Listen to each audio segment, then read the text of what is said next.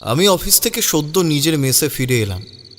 দিনের ক্লান্তি আর মেসের কোলাহল আমার স্নায়ুকে ভারী করে তুলেছিল। বাইরে তখন সন্ধ্যা ঘনিয়ে এসেছে। আকাশে কমলা রঙের আভা আর বাতাসে পুরনো কলকাতার এক চেনা গন্ধ। মেসের ঘরে ঢুকতেই দেখি শম্ভুদা, বলাইদার, পাঁচুদা মিলে রাজনৈতিক বিতণ্ডায় মত্ত। একজন বলছেন, নেহরুর বিদেশ নীতি ভুল। আর একজন সজোরে বলছেন, না, ওটাই ঠিক রাস্তা, ওইটাই ঠিক রাস্তা। এসব তর্ক বিতর্কের মধ্যে আর থাকতে মন চাইল না। ঘরের বাইরে এসে লম্বা একটা শ্বাস নিলাম। সিদ্ধান্ত নিলাম আজ আর মেসের ভাত খাবো না, বরং ঠাকুরমশাইয়ের কাছে গিয়ে বসি। তিনি একা, শান্ত, একদম অন্যরকম একটা জগতের মতো। কলকাতার এই সময়টা 60-এর দশক, বড় অদ্ভুত। চারিদিকে একটা পরিবর্তনের হাওয়া। ট্রামে বাসে ভিড়, রাস্তায় হাতে টানা রিক্সা, আর বিকেলের দিকে ভিক্টোরিয়ার সাদা ঘোড়ার গাড়িগুলো যেন এক অন্য সময়ের কথা বলে। কলেজ স্ট্রিটের বইয়ের দোকানগুলোয় তখনও ভিড়। কফি হাউসের আড্ডা, চায়ের দোকানের গল্প, আর ফুটপাতের উপর ভিড় করে দাঁড়ানো লোকেদের হাসি গল্প মিশে এক অন্যরকম, আলাদা রকম মেজাজ। তখনও টেলিভিশন আসেনি, তাই রেডিওর গান আর খবরের কাগজই ছিল বিনোদনের মূল উৎস। শহরের আনাচে কানাচে পুরনো বাড়ির ভিড়ে নতুন স্থাপত্যের ইমারতগুলো যেন ধীরে ধীরে মাথা তুলছে। একদিক থেকে নতুন আর অন্যদিক থেকে পুরনো কলকাতার এক অদ্ভুত মিশেল। ঠাকুরমশাইয়ের বাড়ি যাওয়ার পথে বাজারের দিকটা পড়ত। এই বাজারটা আমার খুব প্রিয়। সন্ধেবেলাতে এখানে তেলে ভাজার দোকানের সামনে প্রচুর ভিড় থাকে। বেগুনি, ফুলুরি আর আলুর চপের মন মাতানো গন্ধে পুরো এলাকা ম ম করে। ঠিক করলাম আজ ওখান থেকে কিছু তেলে ভাজা কিনে নিয়ে যাব। ঠাকুরমশাই তেলে ভাজা খেতে খুব ভালোবাসেন। একটা দোকানে দাঁড়িয়ে গরম গরম ফুলুরি আর বেগুনি কিনলাম। কাগজে মুড়ে নিয়ে হাঁটা শুরু করলাম। খানিকটা পথ যেতেই দেখি কিশোরী আমার জন্য অপেক্ষা করছে। ওকে দেখে আমার ঠোঁটে হাসি ফুটে উঠল। সে আমার বন্ধু। আমরা দুজনেই গল্প কথা শুনতে ঠাকুরমশাইয়ের কাছে যাই। কি হে, আজ এত দেরি করলে কেন? কিশোরী জিজ্ঞাসা করল। অফিসে আজ একটু কাজ ছিল, তাই দেরি হয়ে গেল। আরে চলো, তাড়াতাড়ি চলো, ঠাকুরমশাই নিশ্চয়ই আমাদের জন্য অপেক্ষা করছেন। হ্যাঁ হ্যাঁ, চলো চলো। তবে তাড়াতাড়ি কিসের? হ্যাঁ, এই নাও গরম গরম তেলে ভাজা কিনেছি, চলো খেতে খেতে যাই। একদম না, প্রাণটা বেশ সায়েসে ভরে আছে। কথাটা বলি আমরা দুজনে হাঁটতে হাঁটতে চললাম। রাস্তার ধারে তখন হকাররা নিজেদের পসরা সাজিয়ে বসেছে। কেউ শাড়ির দোকান দিয়েছে, কেউ বা বাচ্চাদের খেলার জিনিস বিক্রি করছে। রাস্তায় ল্যাম্পপোস্টের হলুদ আলো তখন নতুন করে জ্বলছে। সেই আলোয় আমাদের ছায়াগুলো দীর্ঘ থেকে দীর্ঘতর দেখাচ্ছে। অবশেষে আমরা ঠাকুরমশাইয়ের বাড়ির সামনে এসে দাঁড়ালাম। পুরনো দিনের বাড়ি। সদর দরজায় একটা লোহার ভারী কড়া। কিশোরী কড়াটা দুবার নাড়ল। ভেতর থেকে কোনো শব্দ নেই। বোধহয় ঘুমোচ্ছেন, বুঝলে? আরে না, এখন কি আর ঠাকুরমশাই ঘুমান? কথাটা বলি কিশোরী আবার কড়া নাড়ল। এইবার ভেতর থেকে একটা কাশির শব্দ পাওয়া গেল। তারপর ভারী কাঠের দরজাটা ক্যাঁচ করে খুলে গেল। আর ভেতরে পা রাখতেই দেখি ঠাকুরমশাই তাঁর ঘরের মধ্যে তক্তপোষের ওপর বসে আছেন। তাঁর সামনে একটা ছোট্ট কাঠের টুলের ওপর একটা লণ্ঠন জ্বলছে। লণ্ঠনের আলোয় তার মুখটা আধো অন্ধকারে অদ্ভুত রহস্যময় দেখাচ্ছিল। পরনে একটা ময়লা সাদা ধুতি আর খালি গা, বুকের ওপর শুভ্র পৈতে, আর কপালে একটা চন্দনের টিপ। আমাদের দেখে তার মুখে একটা শান্ত হাসি ফুটে উঠল।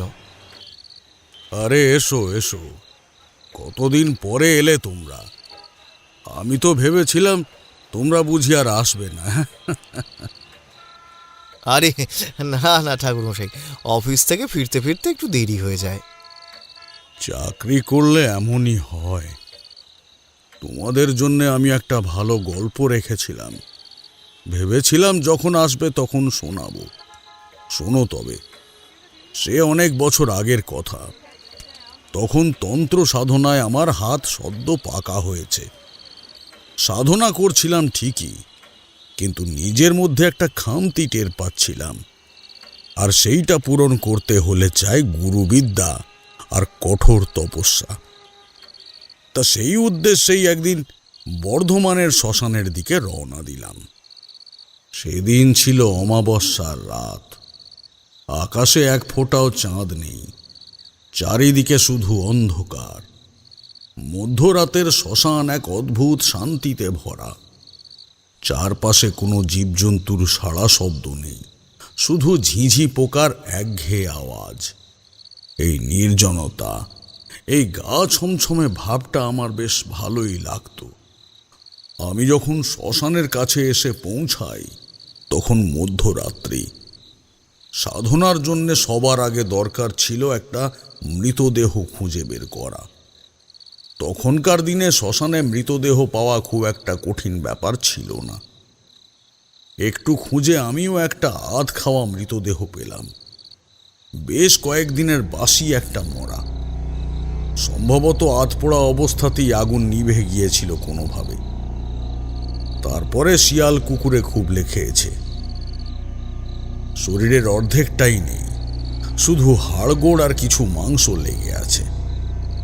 অন্য কেউ হলে এই দৃশ্য দেখে হয়তো ভয়ে চোখ লুকিয়ে ফেলত, কিন্তু আমাকে তো জানোই, এই সবে ভয় ডর বা ঘৃণা কোনোটাই আমার কোনো কালেই ছিল না। আমি ঠিক করলাম এই মৃতদেহকেই বেছে নেব আমার কাজের জন্য। মৃতদেহের পায়ের কাছ থেকে খানিকটা মাংস কেটে নিলাম, শুকনো পুরনো মাংস, তাতে একটা অদ্ভুত গন্ধ। আমি একটা পরিষ্কার দেখে বড় গাছের পাতা নিলাম, তাতে সেই মাংসটা রাখলাম। তারপর মৃতদেহ থেকে গুনে গুনে 21 পা দূরে সেই মাংস নামিয়ে রইলাম জঙ্গলের মাঝে। এই 21 সংখ্যাটারও একটা বিশেষ অর্থ আছে।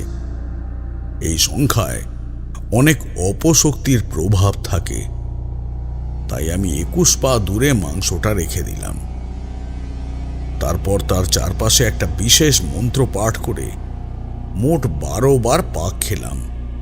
প্রতিটি পাকের সাথে সাথে আমার মনের জোর বেড়ে যাচ্ছিল।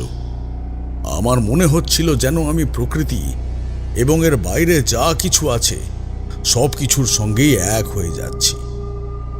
তারপর পিঠ ঘুরিয়ে ধ্যানে বসে পড়লাম কিছু দূরে। সাধনার নিয়ম হলো যে ধ্যান চলাকালীন উপস্থিত হবে এক অপশক্তি। সে সবার আগে মৃতদেহের উপর ঝাঁপিয়ে পড়বে আর তার মাংস ছিঁড়ে খেতে শুরু করবে। তখন তার চোখে পড়বে সামনে রাখা কলা পাতার উপর রাখা এক টুকরো মাংস। সে তখন মৃতদেহ ছেড়ে সেই মাংসের দিকে এগিয়ে যাবে আর মুখ দিয়ে অদ্ভুত অদ্ভুত ভয়ানক শব্দ বার করবে। তার শব্দ শুনে আমাকে পিছনে ঘুরে তাকানো যাবে না, আর যদি পিছনে ঘুরে তাকাই তাহলে সে আমার উপর আক্রমণ করবে। পিছে না তাকিয়ে যদি আমি আমার ধ্যান করে যেতে পারি তাহলে সেই কলা পাতার উপর থাকা ওই মাংস খাওয়া হলে সে হঠাৎ ওই মৃত মানুষটার মতন রূপ ধারণ করবে আর আমার আশেপাশে অদ্ভুত অদ্ভুত সব কথা বলে আমার আত্মীয়ের মতো গলার আওয়াজ বার করে আরও বিভিন্ন কাণ্ড কারখানা করে আমার ধ্যান ভাঙার চেষ্টা করবে। থাকাকালীন 108 বার একটা বিশেষ মন্ত্র পাঠ করতে হবে। সেই মন্ত্র পাঠ করা হলে তারপর আমি চোখ খুলতে পারি। তখন আমার পাশে মনুষ্য শরীর ধারণ করে ওই অপশক্তি বসে থাকবে। তখন সে আমার একটা প্রশ্নের উত্তর দেবে। সেই প্রশ্ন যা কিছু হতে পারে। উত্তর দেওয়ার পর আমার চোখের সামনে থেকে অদৃশ্য হয়ে যাবে। আমি দু চোখ বন্ধ করে ধ্যান করতে শুরু করলাম। আশেপাশে কোনো শব্দ নেই, শুধু আমার হৃদস্পন্দনের আওয়াজ আমি শুনতে পাচ্ছি। মিনিট খানেক পরে হঠাৎ শিয়াল কুকুরের মিলিত আর্তনাদ ভেসে এলো। আমি বুঝলাম আমার দেওয়া সংকেত তারা বুঝেছে। এরপর একটা চাপা গর্জনের শব্দ পেলাম, যেন কোনো হিংস্র জন্তু খাবার নিয়ে লড়াই করছে। আমি বুঝলাম অপশক্তি এসে গেছে, সে মৃতদেহ থেকে মাংস খাচ্ছে। হঠাৎ একটা ভয়ঙ্কর গোঙানির শব্দ শুনতে পেলাম। আমার সমস্ত শরীর কেঁপে উঠল, কিন্তু আমি ধ্যান থেকে বিচ্যুত হলাম না। তারপর একটা খসখস শব্দ, যেন কেউ পাতা মারিয়ে আমার দিকে এগিয়ে আসছে। শব্দটা ক্রমেই তীব্র থেকে তীব্রতর হচ্ছে। এর সাথে যুক্ত হলো মুখ দিয়ে অদ্ভুত অদ্ভুত শব্দ, যেন কোনো পিশাচ কথা বলার চেষ্টা করছে। মনে হলো কেউ যেন আমার খুব কাছাকাছি চলে এসেছে। আমার বুকের ভিতরটা ধড়াস ধড়াস করছিল, কিন্তু আমি জানি আমাকে পিছে তাকানো চলবে না। হঠাৎ একটা কান্নার শব্দ ভেসে এলো। বাবা, বাবা তোর কি হয়েছে বাবা? কি হয়েছে? কেন কেন তুই এমন করছিস বাবা? কি হয়েছে বল না। এ তো আমার মায়ের গলা। আমি চমকে উঠলাম। এই শব্দটা শোনার জন্য আমি প্রস্তুত ছিলাম না, কিন্তু আমি জানতাম এটা একটা অপশক্তির খেলা। সে আমার মনকে দুর্বল করার চেষ্টা করছে। আমি চোখ বন্ধ করে মন্ত্র জপ করতে লাগলাম। বাবা, বাবা তুই কেন আমাকে ফেলে চলে গেলি? আমাকে বাঁচা, আমাকে বাঁচা বাবা, আমাকে বাঁচা।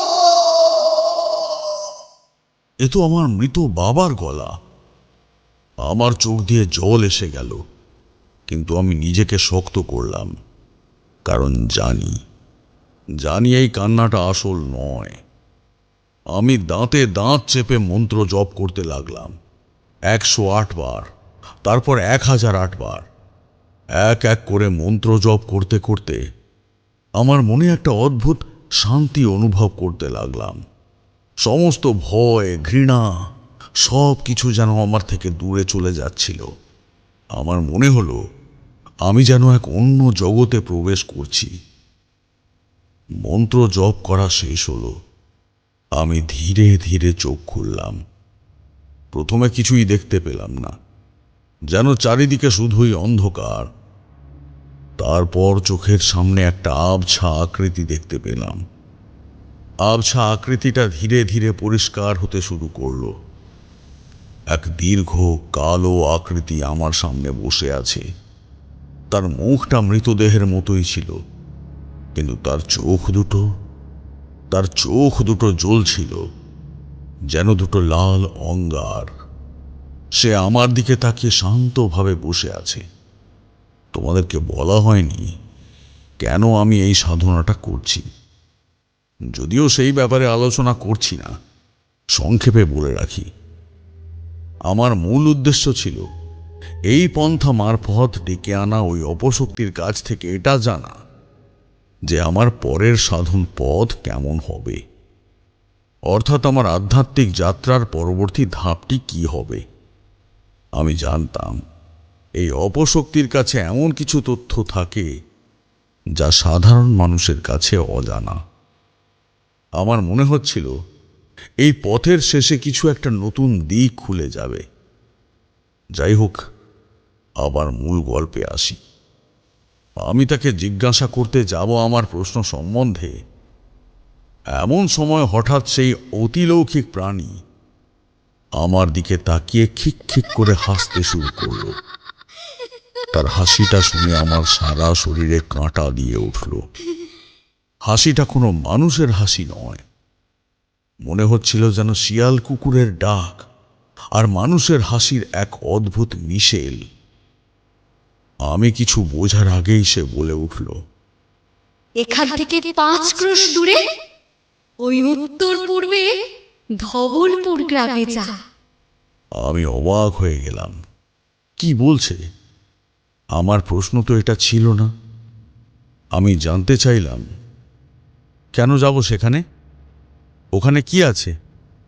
কিন্তু সে কোনো উত্তর দিল না, শুধু একটাই কথা বলল, এটাই ওনার আদেশ, এটাই ওনার আদেশ। আমি কিচ্ছু বুঝতে পারলাম না। বললাম, আদেশ? কি আদেশ? কার আদেশ? আমি আবার জিজ্ঞাসা করতে যাব, তখনই সেই অশরীরী মূর্তি আবার খিক খিক করে হেসে উঠল। তারপরে সে উঠে দাঁড়ালো। তার দেহটা যেন ধোঁয়ার মতো হালকা হয়ে গেল। আমার চারপাশে 3-4 বার পাক খেয়ে খিক খিক করে হাসতে হাসতে ছুটতে ছুটতে জঙ্গলের মধ্যে কোথাও একটা চলে গেল। আমি হতভম্ব হয়ে বসে রইলাম। সম্পূর্ণ ব্যাপারটা তো এরকম হওয়ার কথা ছিল না। আমি ভেবেছিলাম সে আমার প্রশ্নের উত্তর দেবে, কিন্তু সে এমন এক ধাঁধা দিয়ে গেল যা আমার কাছে রহস্যময়। আমি তখনও শ্মশানেই বসে আছি। ঠান্ডা হাওয়া বইছে, আমার হাত পা সব ঠান্ডা হয়ে যাচ্ছে। মাথার মধ্যে শুধু ঘুরছে সেই অপশক্তির শেষ কথাগুলো। সেই রাতে আর শ্মশানে থাকা সম্ভব হলো না। আমার মনে হলো এই রহস্যের সমাধান আমাকে করতেই হবে। তাই আমি সেই রাতেই শ্মশান থেকে বেরিয়ে হাঁটা শুরু করলাম উত্তর পূর্ব দিকে। রাস্তাটা ছিল দুর্গম, কাঁচা রাস্তা, চারিদিকে ঘন জঙ্গল। বুনো শেয়াল আর পেঁচার ডাক শোনা যাচ্ছিল। রাতের আকাশ তারায় ভরে আছে। সেই তারার আলোতে আমি পথ খুঁজে এগিয়ে যাচ্ছিলাম। পথে একটাও মানুষ দেখতে পেলাম না, যদিও এত রাত্রে মানুষ দেখতে পাওয়ার কথাও নয়।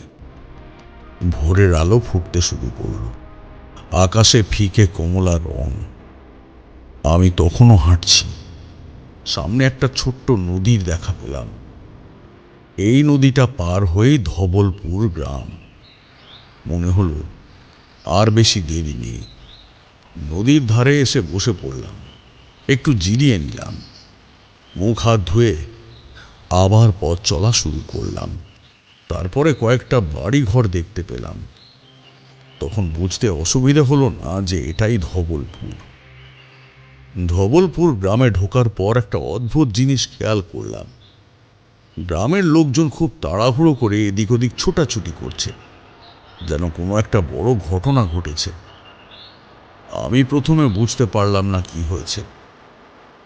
ভালো নামধাম আছে এমন কাউকে জিজ্ঞেস করব ভাবলাম, কিন্তু তারা এতটাই ব্যস্ত ছিল যে আমার কথায় কোনো উত্তর না দিয়ে তাড়াতাড়ি বেরিয়ে চলে গেল। মনে হলো যেন কোনো একটা বড় খবর নিয়ে সবাই উন্মুখ হয়ে ছুটছে। কিছুক্ষণ পর একজন বয়স্ক লোকের সঙ্গে দেখা হলো। তিনি খুঁড়িয়ে খুঁড়িয়ে যাচ্ছিলেন, সম্ভবত বয়সের কারণে। আমি তার কাছে জানতে চাইলাম, বাবা, কি হয়েছে এখানে? এত জটলা কিসের হচ্ছে? লোকটি আমার দিকে ফিরে তাকালেন। তার চোখে মুখে কৌতূহল আর এক ধরনের ভয়ের ছাপ। তিনি ভাঙা ভাঙা গ্রাম্য ভাষায় বললেন, বাপ, তুমি জানো না মুকুজ্জেদের বাড়ি মা কালী এসেছে। মুকুজ্জেদের বাড়িতে মা কালী এসেছেন মানে? আমি অবাক হয়ে বললাম, কিন্তু আমার প্রশ্ন শোনার আগেই তিনি তাড়াহুড়ো করে চলে গেলেন, যেন আর এক মুহূর্ত নষ্ট করতে চান না। তার চোখে মুখে এক অদ্ভুত ধরনের ভক্তি আর উত্তেজনা দেখতে পেলাম। এই গ্রামে আসার আমার কোনো উদ্দেশ্য ছিল না। তাছাড়া এর আগে কখনো আমি এই জায়গায় আসিনি। তাই মনে হলো এটাই হয়তো ঈশ্বরের সংকেত। হয়তো সেই অপশক্তি আমাকে এখানেই পাঠিয়েছিল। আমি যেন এক অদৃশ্য শক্তির টানে ওদের পিছু পিছু সেই জটলার দিকে এগিয়ে গেলাম।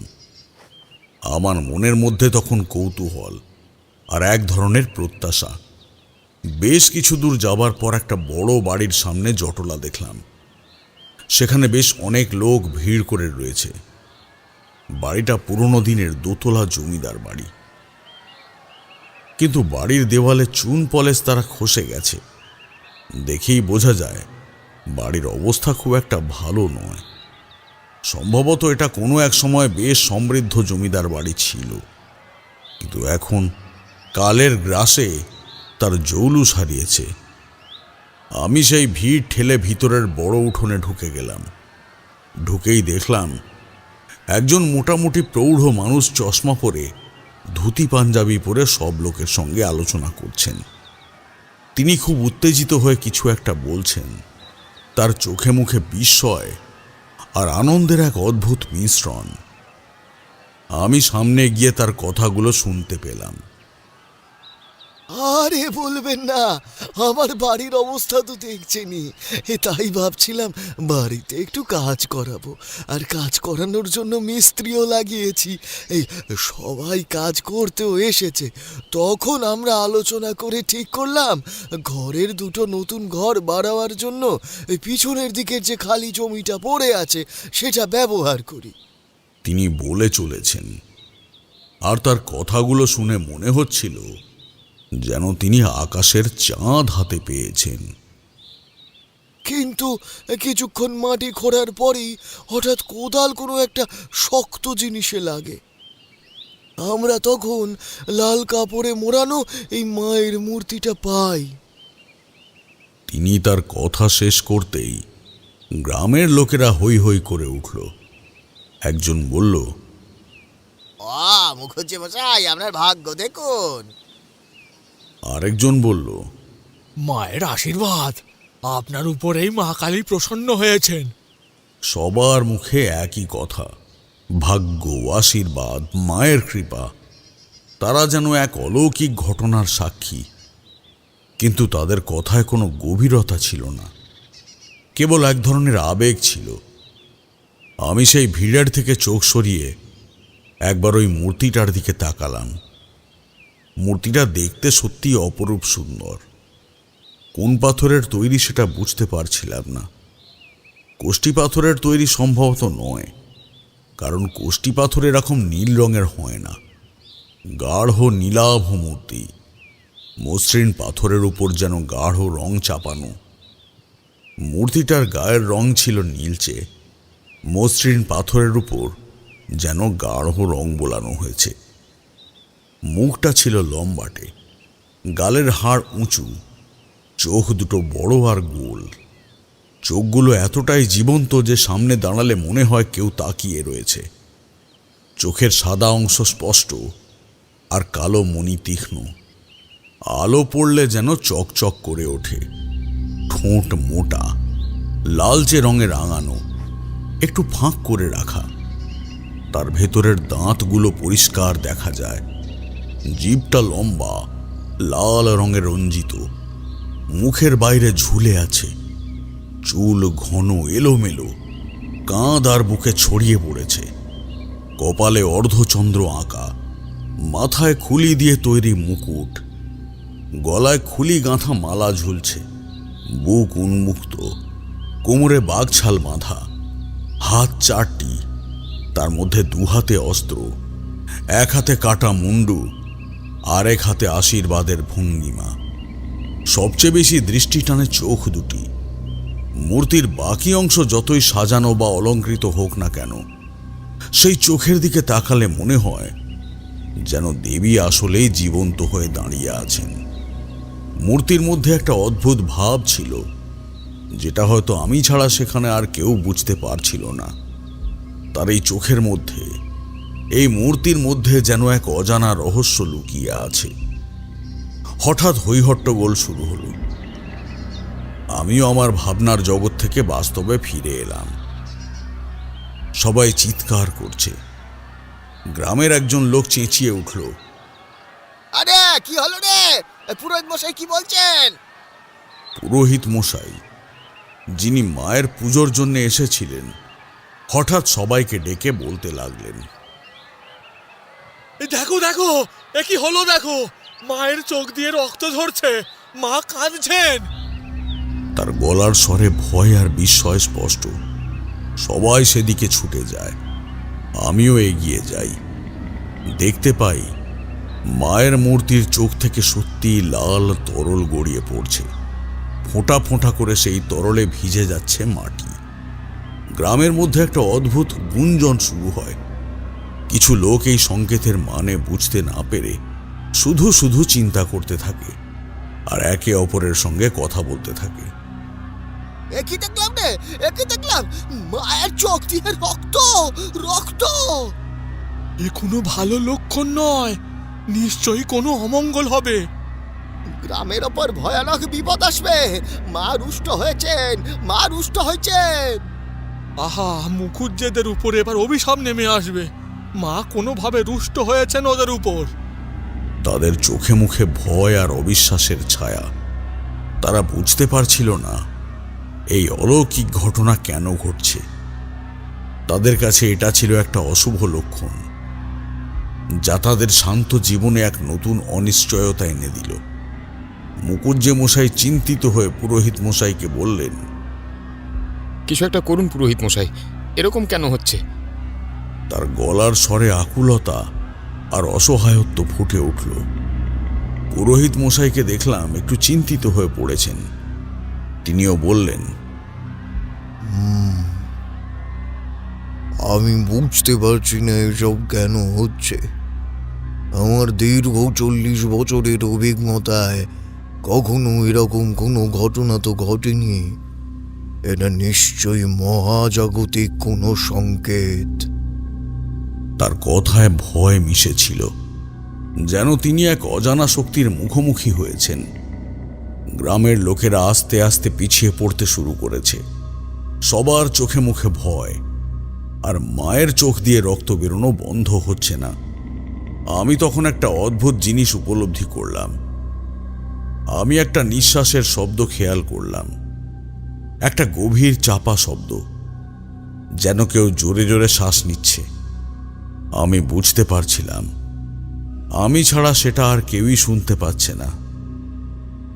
আমি ভালো করে বোঝার চেষ্টা করলাম নিঃশ্বাসের শব্দটা কোন দিক দিয়ে আসছে, কিন্তু যা বুঝলাম তাতে অবাক হয়ে গেলাম। নিঃশ্বাসের শব্দটা আসছে মায়ের মূর্তির কাছ থেকে। মা নিঃশ্বাস নিচ্ছেন জোরে জোরে। এ কি করে সম্ভব? একটি পাথরের মূর্তি কি করে নিঃশ্বাস নেয়? আমি তখন সাহস করে ভিড় ঠেলে সামনে এগিয়ে গেলাম। সবার দৃষ্টি তখন মায়ের মূর্তির দিকে। কেউ আমাকে খেয়াল করল না। আমি মায়ের মূর্তির পা স্পর্শ করলাম। সঙ্গে সঙ্গে একটা অদ্ভুত ঘটনা ঘটল। আমার সমস্ত শরীর যেন ঝিমিয়ে গেল মুহূর্তের মধ্যে। কোনো একটা অলৌকিক শক্তি আমার আত্মাকে আমার দেহ থেকে টেনে নিয়ে ছুঁড়ে ফেলে দিল অনেক দূরে। তারপর কয়েকটি অদ্ভুত দৃশ্য আমার চোখের সামনে ভেসে উঠল। প্রথমে দেখলাম একজন বৃদ্ধ লোক, তার বড় বড় চুল, দাড়ি, হাতে একটা ছেনি আর হাতুড়ি। তিনি মনোযোগ দিয়ে কিছু গড়ছেন, যেন একটি পাথরকে নিজের হাতে জীবন দিচ্ছেন। তার চোখে মুখে গভীর একাগ্রতা আর এক শিল্পীর তৃপ্তি। পরের দৃশ্যে ভেসে এলো একটা বিরাট বড় সমুদ্র, উত্তাল ঢেউ আর এক ভয়ঙ্কর গর্জন। সেই সমুদ্রের মধ্যে একটা ছোট্ট নৌকো, তাতে একটা শিশু খেলা করছে। আর তার পাশে এক নারী হাসি মুখে বসে আছে। তাদের মুখে কোনো ভয় নেই, যেন এই উত্তাল সমুদ্র তাদের কাছে খেলার মাঠ। আবার পরের দৃশ্যে একটা গ্রাম দেখতে পেলাম। চারিদিকে আগুন লেগেছে, বাড়িঘর পুড়ছে, মানুষেরা নিজেদের জীবন বাঁচাতে ছুটে বেড়াচ্ছে। তাদের কান্না আর চিৎকারে বাতাস ভারী হয়ে উঠেছে। এই দৃশ্যটা এতটাই ভয়াবহ ছিল যে আমার শরীর ঠান্ডা হয়ে গেল। তারপর কত রক্ত, কত মানুষ মারা যাচ্ছে। একদল ডাকাত দেখতে পেলাম। তারা ঘোড়ায় চড়ে এসে গ্রামের মানুষদের নির্মমভাবে হত্যা করছে। তাদের অট্টহাসিতে আকাশ কেঁপে উঠছে। তাদের হিংস্র চোখে কেবল হত্যা আর ধ্বংসের নেশা। তারপর দেখতে পেলাম ইংরেজদের দল, তাদের হাতে বন্দুক, গোলাগুলি। তাদের অট্টহাসিতে আকাশ কেঁপে উঠছে। তারা গ্রামের নিরীহ মানুষদের গুলি করে মারছে, ঘরবাড়ি লুট করছে। তাদের নিষ্ঠুরতা দেখে আমার মনে হলো এর চেয়ে ভালো ছিল মৃত্যু। আর সব শেষে দেখতে পেলাম মায়ের মূর্তিটাকে।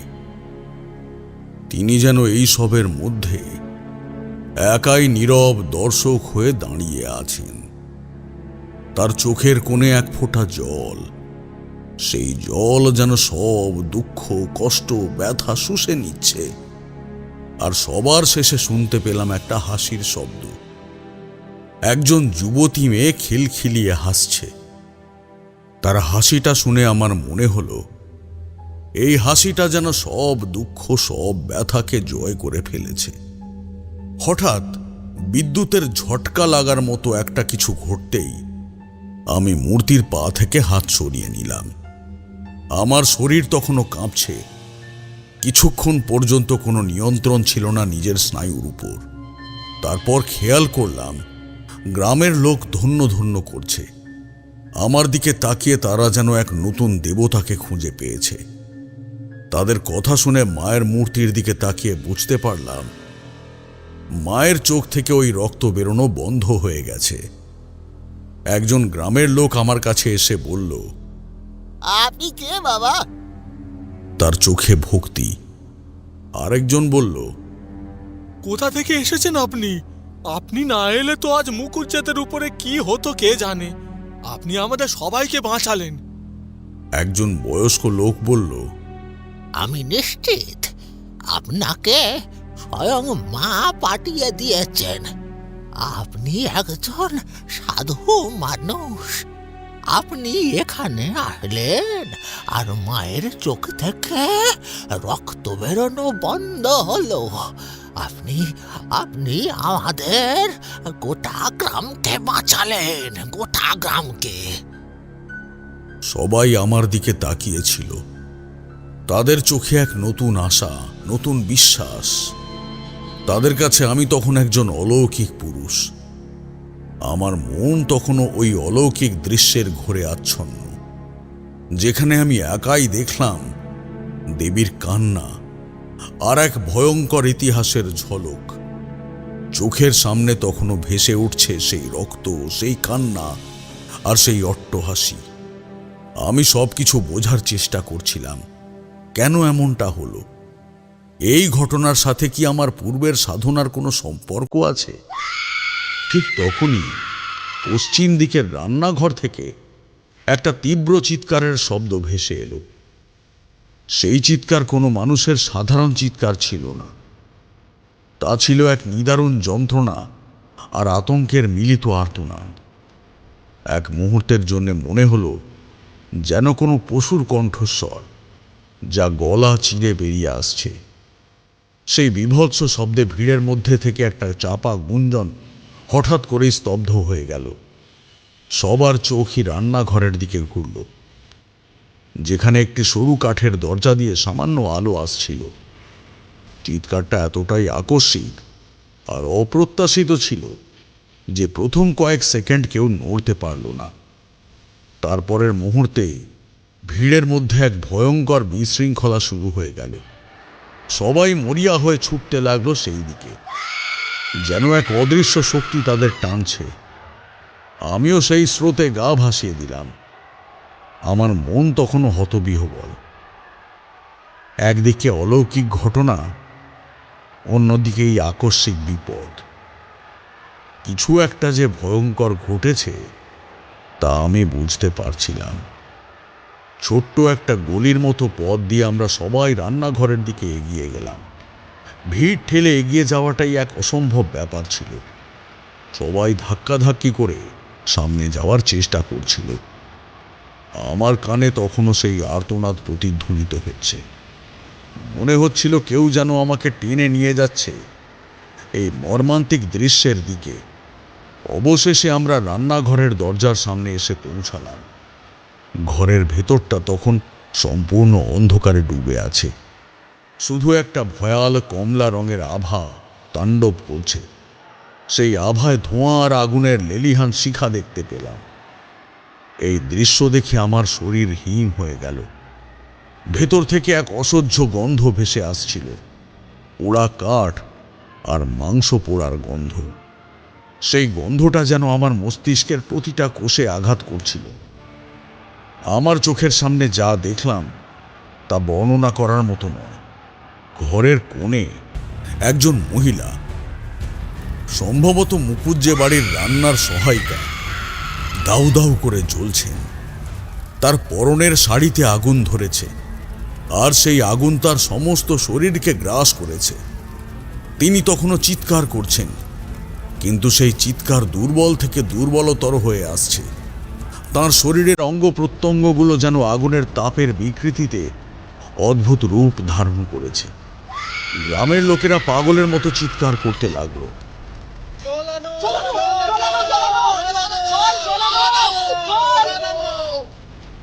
অনেকে বালতি আর হাঁড়ি নিয়ে ছুটে গেল কুয়োর দিকে। একজন লোক তার পরনের মোটা চাদর দিয়ে আগুন নেভানোর চেষ্টা করল, কিন্তু আগুনের তাপ এতটাই বেশি ছিল যে সে কাছেও যেতে পারল না। তার নিজেরও হাত পুড়ে গেল। আরেকজন শুকনো বালি দিয়ে আগুন নেভানোর চেষ্টা করল, কিন্তু আগুনের লেলিহান শিখা যেন আরো বেড়ে গেল। মহিলার শরীর থেকে ধোঁয়া বেরোচ্ছে, তার চুল আর শাড়ি পুড়ে ছাই হয়ে যাচ্ছে। তার সেই বীভৎস চিৎকারটা একসময় চাপা গোঙানিতে পরিণত হল। তার চোখগুলো যেন কোটর থেকে বেরিয়ে আসার উপক্রম হয়েছে। আমি অসহায়ভাবে দাঁড়িয়েছিলাম। এক মুহূর্ত আগেও গ্রামের লোকেরা আমাকে এক অলৌকিক ক্ষমতার অধিকারী ভেবেছিল, কিন্তু এখন আমি সম্পূর্ণ অসহায়, নির্বাক দর্শক। এই মর্মান্তিক দৃশ্য থেকে চোখ সরিয়ে নেওয়ার সাহস আমার ছিল না, কারণ এই অলৌকিক ঘটনা দেখে আসার পরপরই এইরকম একটা ঘটনা আমার বিশ্বাসকে চুরমার করে দিচ্ছিল।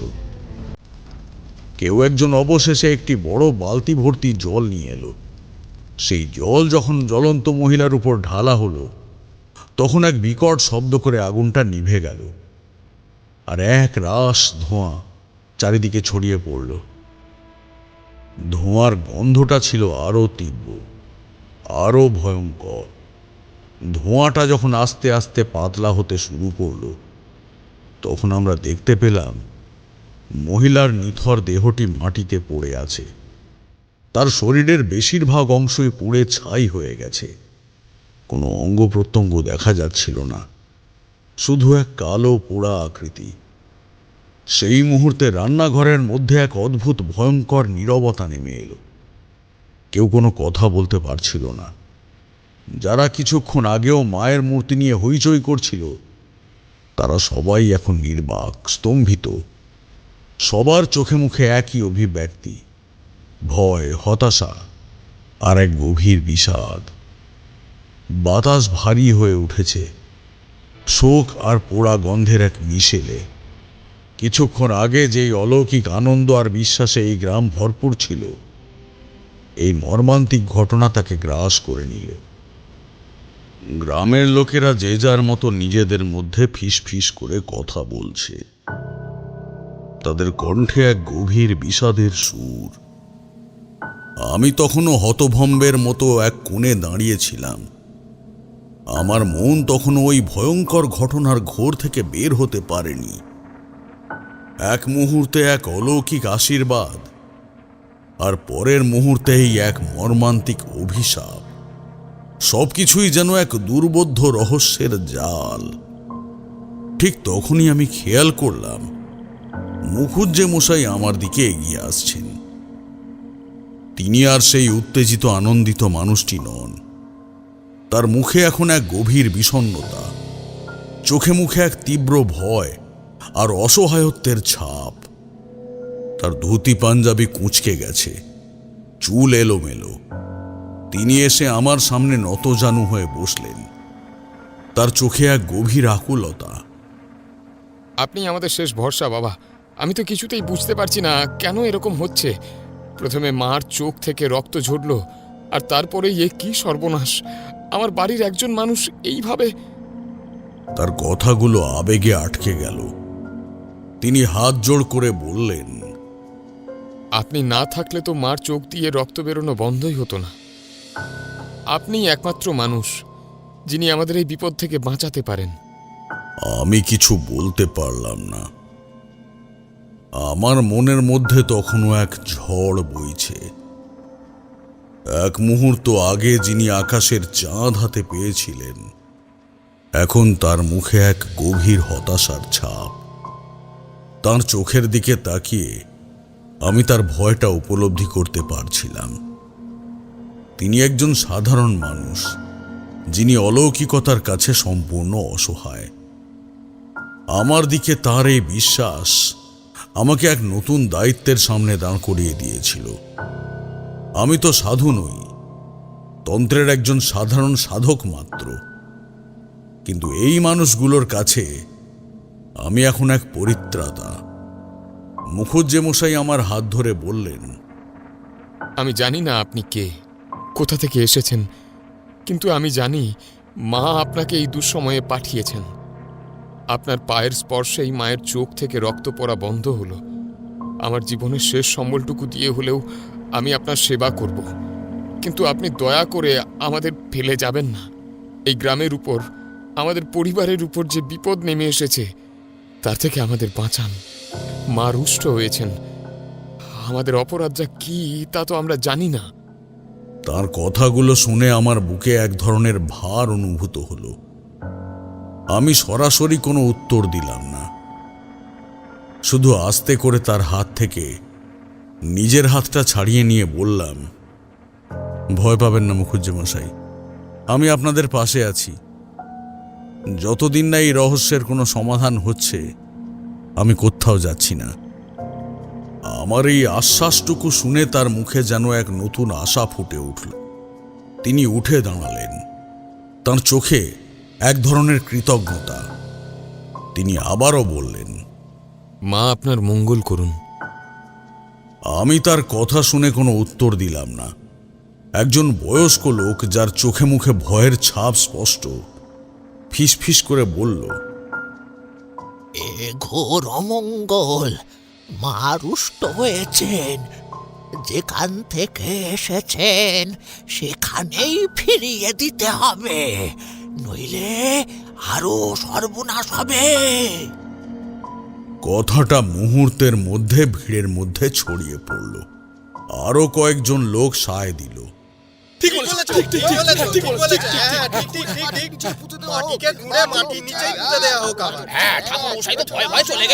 মাটির নিচে ছিলেন শান্তিতে, কেন তাকে টেনে আনা হলো? বলো, ঠিক বলেছো। এই কথাগুলো আমার কানে আসতেই আমার ভেতরটা প্রতিবাদী হয়ে উঠল। আমি জানি এই মূর্তিটা কোনো অভিশাপ নয়, বরং এটি সেই ধাঁধার উত্তর, যার খোঁজে অপশক্তি আমাকে এখানে আসতে বলেছিল। এই মূর্তি ঘিরে এক বিশাল রহস্য লুকিয়ে আছে, আর তার সমাধান না হওয়া পর্যন্ত একে মাটির তলায় চাপা দেওয়া যাবে না। আমি ভিড় ঠেলে এগিয়ে গেলাম। আমার কণ্ঠে তখন এক অনমনীয় দৃঢ়তা, যা পরিস্থিতিগতভাবেই অর্জিত হয়েছিল। থামুন আপনারা! আমার তীক্ষ্ণ স্বরে ভিড়টা এক মুহূর্তের জন্য চুপ হয়ে গেল। মার মূর্তি মাটির তলায় কেন পুঁতে দেওয়া হবে? মা কি কোনো অপ্রিয় বস্তু যে তাকে আপনারা এইভাবে নির্বাসন দেবেন? যদি মা রুষ্ট হয়ে থাকেন, তবে তার কারণ খুঁজে বের করতে হবে, তার প্রতিকার করতে হবে। তাকে লুকিয়ে ফেললে তো আর সমাধান হবে না। মুখুজ্জেমশাই আমার দিকে জিজ্ঞাসু দৃষ্টিতে তাকালেন। আমি শান্ত অথচ দৃঢ় কণ্ঠে বললাম, আপনারা আমাকে কিছুক্ষণ সময় দিন, আমি দেখছি কি করা যায়, কিন্তু এই মূর্তি এখানেই থাকবে। এ হলো মা কালীর মূর্তি, একে এইভাবে অসম্মান করবেন না। আমার এই কথাগুলো শোনার পর গ্রামের মানুষজন চুপ হয়ে গেল। আমার আগের অলৌকিক কাজটি তাদের মনে তখনও এক ধরনের ভক্তি মিশ্রিত ভয় সৃষ্টি করেছিল। কেউ আর প্রতিবাদ করার সাহস পেল না, কিন্তু সাথে সাথেই এক নতুন প্রশ্ন উঠল। মোটামুটি প্রৌঢ় একজন লোক প্রশ্ন করল, কিন্তু কে পুজো করবে? পুরোহিত মশাই তো ভয়ে কাঁপছেন। তিনি বলে গেছেন, এমন অশুভ লক্ষণের পর তিনি এই পুজোর ভার নিতে পারবেন না। আসলে পুরোহিত মশাইয়ের চলে যাওয়াটা ছিল এই মুহূর্তের সবচেয়ে বড় সমস্যা। দেবীর নিত্য পূজা বন্ধ রাখা যায় না। আর বিশেষত এমন অলৌকিক ও মর্মান্তিক ঘটনার পর দেবীর কাছে ক্ষমা চাওয়া এবং তাকে শান্ত করার জন্য দ্রুত পুজোর আয়োজন করা আবশ্যক। আমি চুপ করে রইলাম।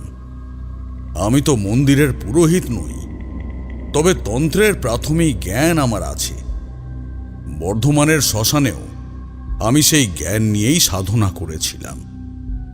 আমার নিজেরও দ্বিধা ছিল। দেবীর মূর্তি স্পর্শ করবার পর যে অভিজ্ঞতা হয়েছে আর তারপরের এই মর্মান্তিক ঘটনা, তাতে আমার মন এক গভীর রহস্যে আচ্ছন্ন। এই পুজোর দায়িত্ব নেওয়াটা কি ঠিক হবে?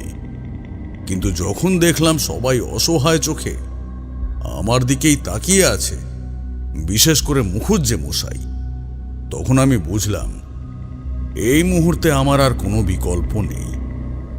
যদি আমি পিছিয়ে যাই তবে তাদের বিশ্বাস ভেঙে যাবে এবং মূর্তিটা হয়তো সত্যিই মাটির নিচে চলে যাবে, আর আমার উদ্দেশ্য ব্যর্থ হবে। আমি এক দীর্ঘ নিঃশ্বাস নিলাম, তারপর বললাম, ঠিক আছে, যতদিন না কোনো নতুন পুরোহিতের ব্যবস্থা হচ্ছে আমি পুজোর ভার নেব। আপনারা ভয় পাবেন না। ঘরে ওই মহিলা মারা গেছেন যদিও, কিন্তু তবুও একবার মায়ের পুজো করতেই হবে। মায়ের এই প্রতিমা বহু বছর হয়তো পুজো পাননি।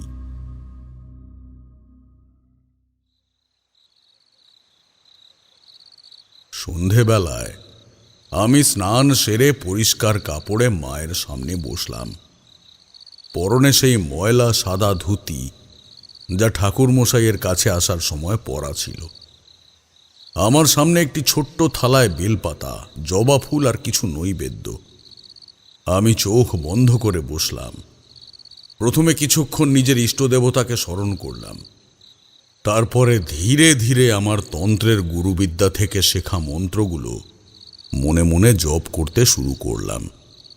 যখন ধূপকাঠি আর ধুনো ধরানো হলো, তার সুগন্ধ ধীরে ধীরে পোড়া গন্ধকে ঢেকে দিতে শুরু করলো। তীব্র ধোঁয়ায় ঘরটা ভরে গেল।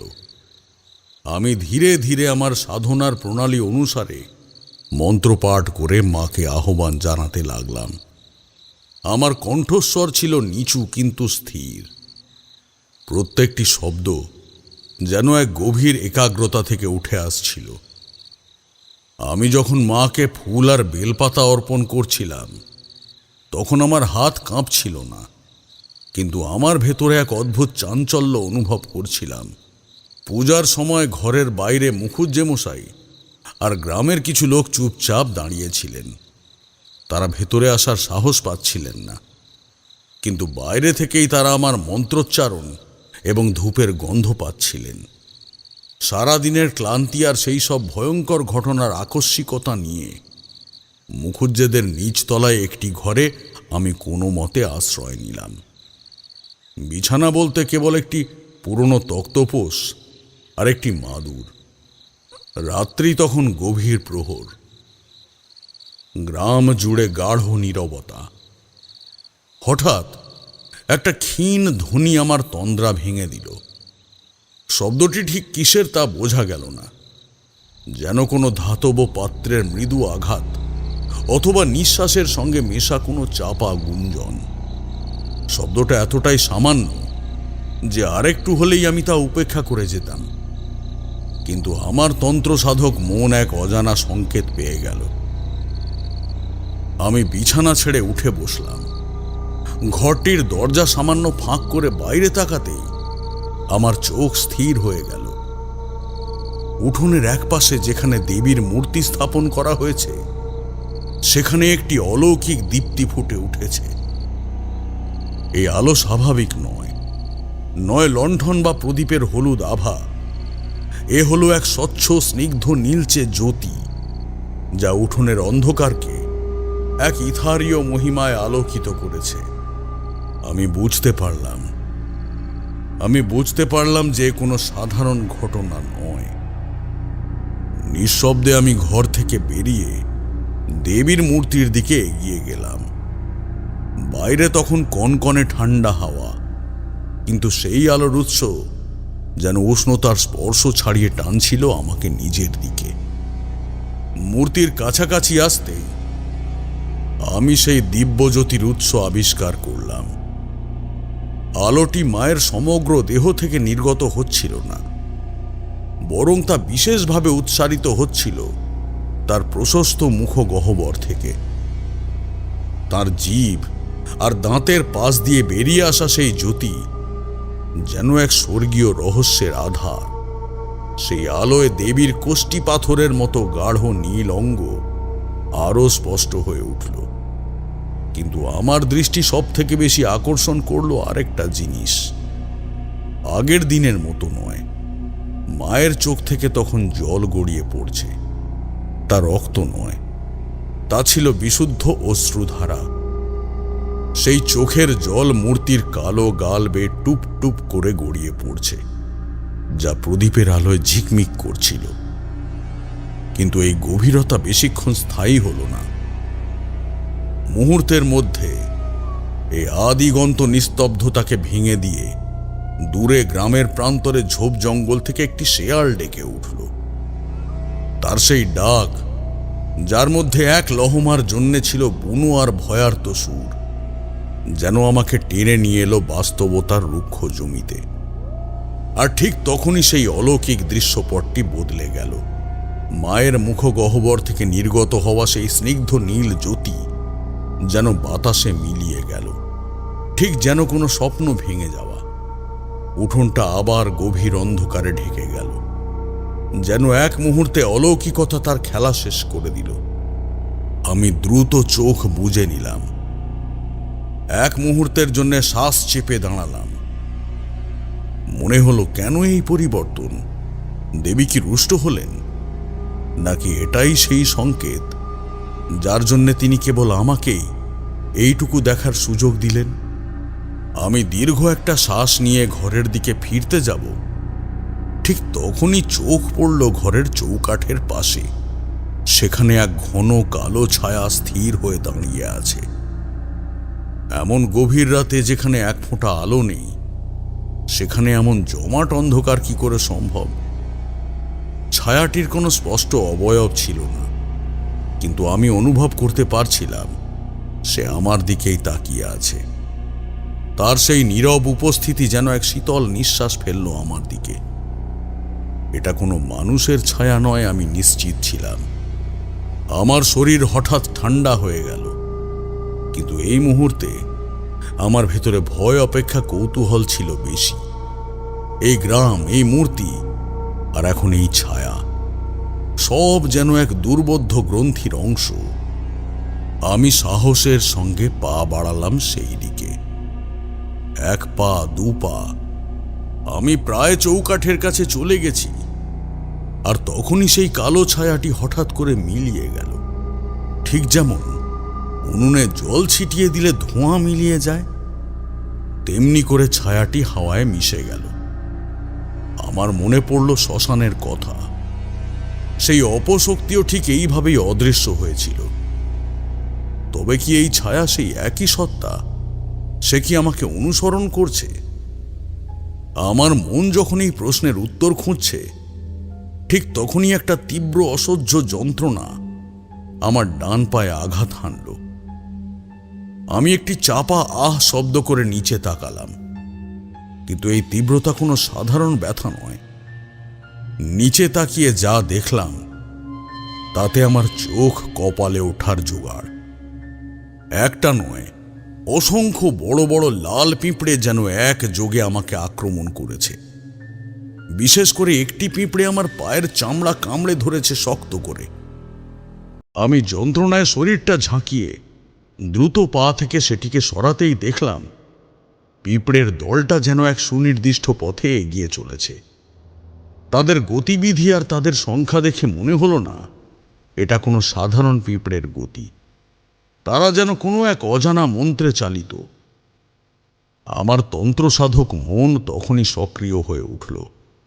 আমি বুঝলাম যে এই পিঁপড়ের দল কোনো সাধারণ পোকা নয়। তারা এক নিগূঢ় সংকেত বহন করে চলেছে। আমি দ্রুত সেই যন্ত্রণার কথা ভুলে গিয়ে তাদের নীরব অনুসরণ শুরু করলাম।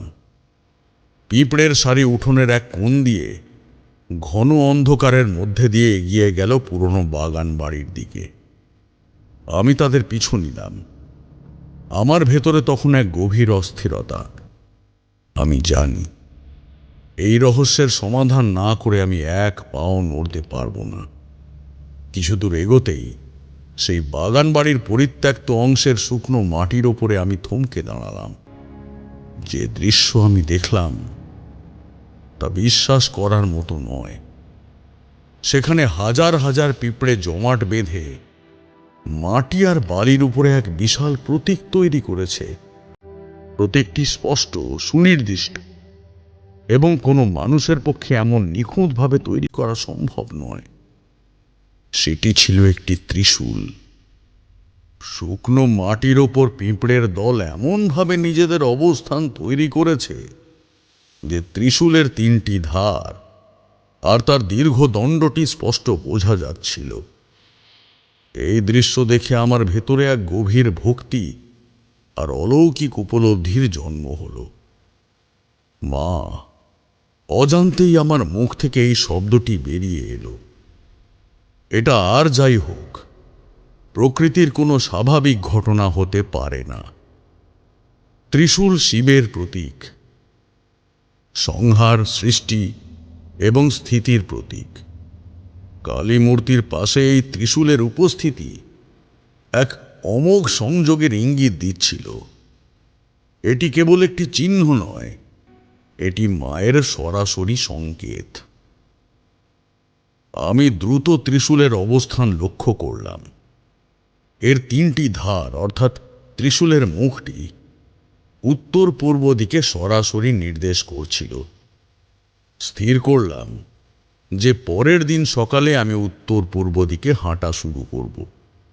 আমার সমস্ত প্রশ্নের উত্তর আমি ওই দিকেই পাব। রাতের চিন্তা অনুযায়ী পরের দিন সকালে তাড়াতাড়ি ঘুম থেকে উঠে একটু বেলা হতেই উত্তর পূর্ব দিক দিয়ে হাঁটা শুরু করলাম। কিছু দূর যাওয়ার পর সেরকম কিছু চোখে পড়ল না আমার। ঠিক এই সময়টাতে জঙ্গলের এক ফালি অংশ যেখানে সামান্য ফাঁকা হয়েছে, সেখানে একটুখানি লোকালয় দেখতে পেলাম। না, অবশ্য একে লোকালয় ঠিক বলা যায় না, কেবলমাত্র একটি চায়ের দোকান। বাঁশের খুঁটি আর টিনের ছাউনি দেওয়া সেই দোকানটি যেন এই নির্জন পথের একমাত্র ভরসা। আর কিছু দেখতে পেলাম না আশেপাশে। ওইদিকে ছিল কেবলই ঘন জঙ্গল। ধুতি পাঞ্জাবি পরা দোকানদার তার ছোট্ট কাঠের বেঞ্চে বসে বিড়ি টানছিল। আমি বললাম, মশাই, 1 কাপ গরম চা হবে? দোকানদার মাথা নেড়ে সম্মতি জানালো। দোকানে বসে চারপাশের নির্জনতা অনুভব করলাম। এই নিস্তব্ধতা ধবলপুর গ্রামের কোলাহল বা শ্মশানের নিস্তব্ধতার চেয়ে আলাদা। এ যেন এক অপেক্ষা করে থাকা প্রকৃতির নিস্তব্ধতা। চা হাতে নিয়ে আমি বললাম, আর সঙ্গে কিছু ভাজাভুজি আছে নাকি, মানে বেগুনি? আগে চাও আছে বলেই দোকানদার দ্রুত কিছু বেগুনি ভেজে একটা কাগজের ঠোঙায় আমার হাতে ধরিয়ে দিল। প্রথম চুমুকটা দিতেই যেন সমস্ত ক্লান্তি দূর হয়ে গেল। কিন্তু তখনই ঘটল প্রথম অদ্ভুত ঘটনাটা, যা আমার এই রহস্যময় যাত্রাটিকে আরও এক নতুন মোড় দিল। তোমরা বললে হয়তো বিশ্বাস করবে না, কিন্তু আমার চোখ তখন ওই কাগজটির লেখার দিকে গেল, যে কাগজে বেগুনি ভাজা দেওয়া হয়েছিল। তেল চিটচিটে কাগজ, তবুও তার ওপরের অক্ষরগুলো ছিল সুস্পষ্ট। আমার চোখ যেন আটকে গেল সেই লেখার ওপরে। এই কাগজ তো কোনো সাধারণ কাগজ নয়। কোনো সাধারণ ছাপাখানায় ছাপানো দৈনিক পত্রিকা বা সাধারণ উপন্যাস হলে আমার হয়তো এত মনোযোগ যেত না। কিন্তু এই কাগজের শব্দ আর ছন্দের ব্যবহার, যে ধরনের ভাষা আর যে ধরনের মুদ্রণ পদ্ধতি ব্যবহার করা হয়েছে, তা ছিল অত্যন্ত অপরিচিত। অক্ষরগুলো যেন একটা প্রাচীন কায়দায় ছাপা, আর ভাষার মধ্যে রয়েছে এক অদ্ভুত গূঢ়তা। আমি হাতে থাকা বেগুনিটা এক পাশে রেখে কাগজটা মনোযোগ দিয়ে দেখতে লাগলাম। এ কোনো সাধারণ লেখা নয়, বরং এগুলো হলো গূঢ় তন্ত্র সাধনার কিছু মন্ত্র। শব্দগুলো যেন এক বিশেষ মন্ত্র, একটি অক্ষরও ভুল হওয়ার জো নেই। বিশেষ করে এক জায়গায় একটি আহ্বান মন্ত্র দেখলাম, যা সাধারণত পঞ্চমুণ্ডির আসনে বসে জপ করা হয়। এই মন্ত্রগুলির বেশিরভাগই সাধারণ মানুষের জন্য নিষিদ্ধ, যেগুলি কেবল গুরু পরম্পরায় নির্বাচিত শিষ্যদের কাছেই প্রকাশ করা হয়, যা সাধারণের হাতে পড়লে সর্বনাশ হতে পারে। এই মন্ত্রগুলো সেই সব দুরূহ এবং বিপজ্জনক তন্ত্রশাস্ত্রের অংশ, যা আমি বহু কষ্টে এবং কঠোর সাধনার পর আয়ত্ত করতে পেরেছি। অথচ সেই রকম নিষিদ্ধ তন্ত্র সাধনার বইয়ের ছেঁড়া কাগজে বেগুনি ভাজা দেওয়া হচ্ছে। আমার মনের মধ্যে এক মিশ্র রাগ আর আগ্রহের ঢেউ উঠল। রাগ হলো এই ভেবে যে এত অমূল্য একটি জিনিস, যা হাজার সাধনা করেও পাওয়া কঠিন, তা এইভাবে এক সাধারণ তেলে ভাজার দোকানে ব্যবহৃত হচ্ছে। এ যেন বিদ্যার ঘোর অপমান। আর সেই সঙ্গেই এক তীব্র কৌতূহল জেগে উঠল যে এই কাগজটা এলো কোথা থেকে, কোন গভীর রহস্য লুকিয়ে আছে এই কাগজের পেছনে। আমি দ্রুত চা শেষ করে দোকানদারকে জিজ্ঞাসা করলাম। আমার কণ্ঠস্বর যতটা সম্ভব শান্ত রাখার চেষ্টা করলাম, পাছে সে আমার এই আগ্রহকে ভুল বোঝে। মশাই, একটা কথা জিজ্ঞাসা করব? বলছি, এই যে কাগজটা ভাজা দিলেন, এটা আপনারা কোথা থেকে পান? দোকানদার বিড়িতে শেষ টান দিয়ে ধোঁয়াটা হাওয়ায় উড়িয়ে দিল। সে আমার দিকে একবার তাকালো। তার চোখে কোনো বিশেষ ভাব ছিল না, কেবল এক ধরনের নিস্পৃহতা। আগে এই কাগজ, এগুলো তো অনেক দিন ধরেই ব্যবহার হচ্ছে, কেন বলুন তো? না, মানে লেখাগুলো একটু অদ্ভুত মনে হলো, তাই আর কি। কোনো পুরনো বইয়ের পাতা মনে হচ্ছে। তা এসব বই আজকাল আর দেখা যায় না। আমার কথায় যেন তার মনে একটু কৌতূহল জাগলো। সে কিছুক্ষণ চিন্তা করে বলল, হ্যাঁ, পুরনো বই তো বটেই। এই তো কালকের কথা, পাশের পাড়ায় একটা পুরনো ঘর খালি হচ্ছে। সেই বাড়ির মালিক কলকাতায় যাচ্ছেন। তিনি না বাড়িটা বিক্রি করে দেবেন। তাই গাড়িতে করে বাড়িতে যত পুরনো কাগজ বইপত্র ছিল সব এক জায়গায় জড়ো করে আমাকে দিয়ে দিলেন। আর আমি কি করব বলুন? ওসব পুরনো জিনিস আমার কোনো কাজে লাগবে না। তাই একটা পয়সা দিয়ে কাগজগুলো কিনে নিয়েছি। ভাজা দেওয়ার জন্য খুব সুবিধে হয়। কাগজগুলো খুব মোটা তো। আমি আশ্চর্য হয়ে গেলাম। কার বাড়িতে এমন নিষিদ্ধ তন্ত্রের বই থাকতে পারে? আমি দ্রুত চায়ের দাম মিটিয়ে উঠে দাঁড়ালাম। দোকানদারকে সেই বাড়ির ঠিকানা জিজ্ঞেস করে আমি সেই বাড়ির দিকে রওনা দিলাম। বাড়িটি ছিল পুরনো দিনের দোতলা বাড়ি। ইঁটার চুনসুরকি খসে গেছে বহু জায়গায়। এককালের বনেদি চেহারা থাকলেও এখন তা যেন কালের গ্রাসে জীর্ণ। সদর দরজায় একটা ভারী লোহার কড়া, তাতে মরচে ধরেছে। চারপাশে অযত্নের ছাপ স্পষ্ট। বাগানের লতা পাতা সব দেওয়াল বেয়ে উঠে গেছে। যেন এক দীর্ঘশ্বাস চেপে দাঁড়িয়ে আছে বাড়িটা। মনে হলো এই বাড়িটা যেন এক গোপন ইতিহাসের নীরব সাক্ষী। আমি নিঃশব্দে সদর দরজা ঠেলে বাড়ির ভেতরে প্রবেশ করলাম। নিচতলার উঠোন পার হয়ে সরু সিঁড়ি বেয়ে যখন উপরে উঠলাম, তখন দেখলাম একজন যুবক দাঁড়িয়ে আছে।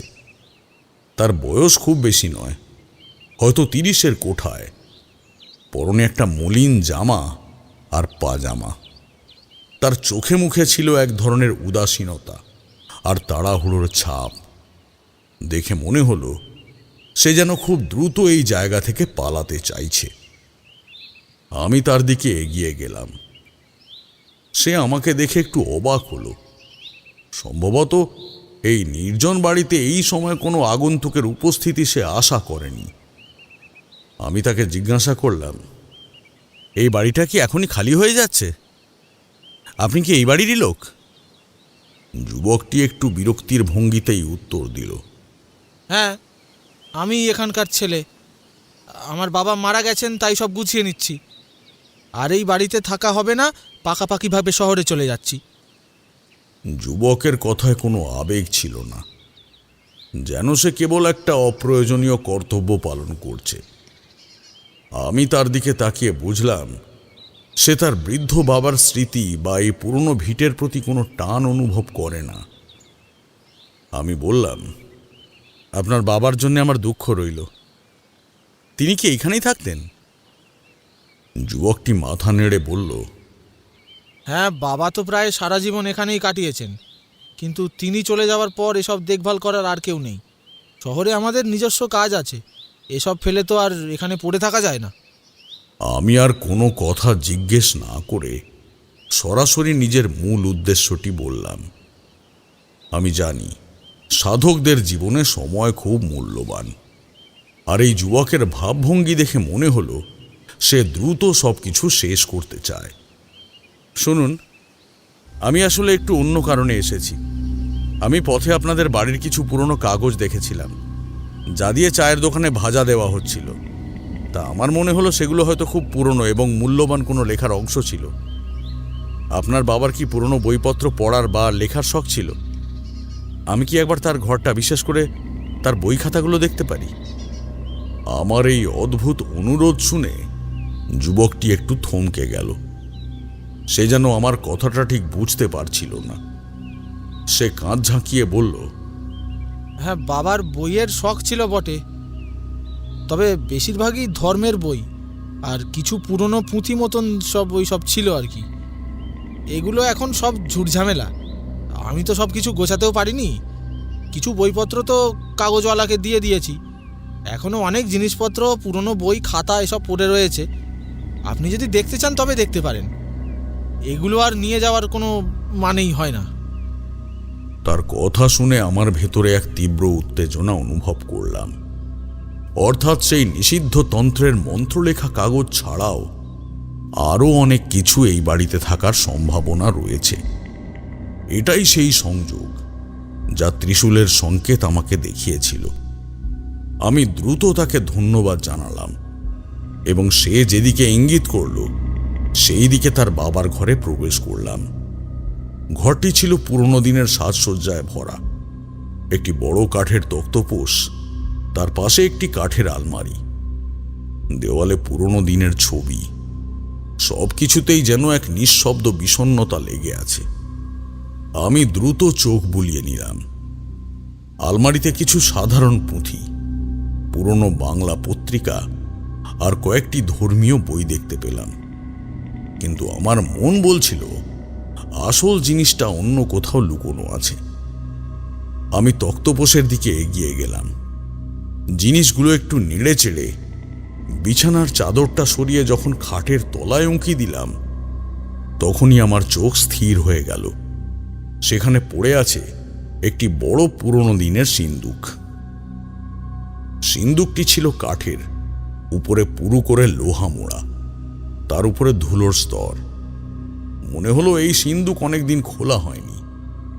আমার হাত যেন অবচেতনভাবে সিন্দুকের ঢাকনার দিকে এগিয়ে গেল। অত্যন্ত সাবধানে আমি সিন্দুকের ভারী ঢাকনাটা খুললাম। ভেতর থেকে বেরিয়ে এলো এক অদ্ভুত গন্ধ, পুরনো স্যাঁতস্যাঁতে কাগজ আর যেন শুকনো ধূপের এক মিশ্র গন্ধ। আর তার ভেতরে যা দেখলাম তাতে আমার সাধক জীবন যেন এক নতুন আবিষ্কারের আনন্দে মেতে উঠল। সিন্দুকের ভেতরে ঠাসা রয়েছে পুরনো দিনের বইপত্রের এক বিশাল সংগ্রহ। আমি দ্রুত একটা বই টেনে বার করে ধরলাম। তার প্রথম পাতায় যে দুর্বোধ্য রেখাচিত্র আর জটিল মন্ত্রের বিন্যাস দেখলাম, তাতে আমার আর বুঝতে বাকি রইল না। আমি যা ভেবেছিলাম ঠিক তাই। এই সংগ্রহে থাকা বেশিরভাগই পুরনো দিনের বই, এবং সেই বইগুলো প্রত্যেকটা তন্ত্র সম্পর্কিত। কিছু বই হাতে লেখা পুঁথি, যা হয়তো বহু পুরনো। কিছু বইয়ে আবার রক্ত আর হলুদের শুকনো দাগ, যা সাধনার সময় ব্যবহারের চিহ্ন। এমন অমূল্য সংগ্রহ এক সাধারণ গ্রামের বাড়িতে, যা তার ছেলে আবর্জনা বলে মনে করছে। এটা ভাবতেই আমার গা কাঁটা দিয়ে উঠল। এই জ্ঞান, যা যুগ যুগ ধরে সুরক্ষিত ছিল, আজ এইভাবে অবহেলার পাত্র। আমি সিন্দুকের ঢাকনাটা আধখোলা রেখে বাইরে এসে সেই যুবককে ডাকলাম। শুনুন। সে নিচে যাওয়ার জন্য পা বাড়াচ্ছিল। আমার ডাকে ফিরে এলো। আমি একটা পুরনো চামড়ার বাঁধাই করা বই দেখিয়ে জিজ্ঞাসা করলাম, এই বইগুলো কিসের? সে উদাসীনভাবে একবার বইগুলোর দিকে তাকিয়ে বলল, ওসব বই, ওগুলো তো আমার বাবারও নয়। আমার বাবার বাবা অর্থাৎ দাদুর কোনো পূর্বপুরুষের ছিল। বাবা ওগুলো খুব যত্ন করে রেখে দিয়েছিলেন, আমরা কোনোদিনই ঘাঁটাইনি। ধুলো আর সময়ের ছাপের আড়ালে পুঁথির ওপরে খোদাই করা নামটি আমার চোখে পড়তেই ভেতরে একটা বিদ্যুৎ শিহরণ খেলে গেল। শ্যামাচরণ পণ্ডিত। নামটা যেন কোথায় দেখেছি, কোথায় শুনেছি, কিন্তু সেই মুহূর্তে আমার তন্ত্র সাধনার জ্ঞান ভাণ্ডার আর এই দৈনন্দিন অভিজ্ঞতার মধ্যে কোনো সংযোগ সূত্র খুঁজে পাচ্ছিলাম না। মস্তিষ্কের এক কোণে যেন নামটা ঘুরপাক খাচ্ছিল, কিন্তু কোথায় সেই সংযোগ? আর কেনই বা এই নাম এত গুরুত্বপূর্ণ তা আমি ধরতেই পারছিলাম না। যুবকটি তখনও বাইরে দাঁড়িয়ে আছে। সে যেন কেবল এই আবর্জনাগুলো সরাতে পারলেই বাঁচে। সে বলল, কি দেখলেন? ওসব পুরনো জিনিস কোনো কাজে লাগবে না, কাগজওয়ালাকে দিয়ে দেবো ভাবছি। আমি যন্ত্রের মতো মাথা নাড়লাম। তার কথা আমার কানে প্রবেশ করছিল না। আমার সমস্ত মনোযোগ তখন সেই নামের দিকে, শ্যামাচরণ পণ্ডিত। হঠাৎই এক উজ্জ্বল ঝলকের মতো আমার মনে পড়ল। আমি জানি আমি কোথায় এই নাম দেখেছি। সেই মুহূর্তে আমার সমস্ত শরীর যেন এক অজানা শক্তিতে ভরে উঠল। এক মুহূর্তও আর নষ্ট করলাম না। যুবকটিকে কোনো কথা বলার প্রয়োজন মনে করলাম না। তার পুরনো জিনিস বা বিক্রি করে দেওয়ার মতো সাধারণ কথাবার্তা তখন আমার কাছে তুচ্ছ। আমি শুধু একটি অস্ফুট শব্দ করে ছুটে ঘর থেকে বেরিয়ে গেলাম। যুবকটি হতভম্ব হয়ে পেছন থেকে কি হলো বলে হয়তো ডেকেছিল, কিন্তু আমি তখন সেই ডাকে কান দেবার মতো অবস্থায় ছিলাম না।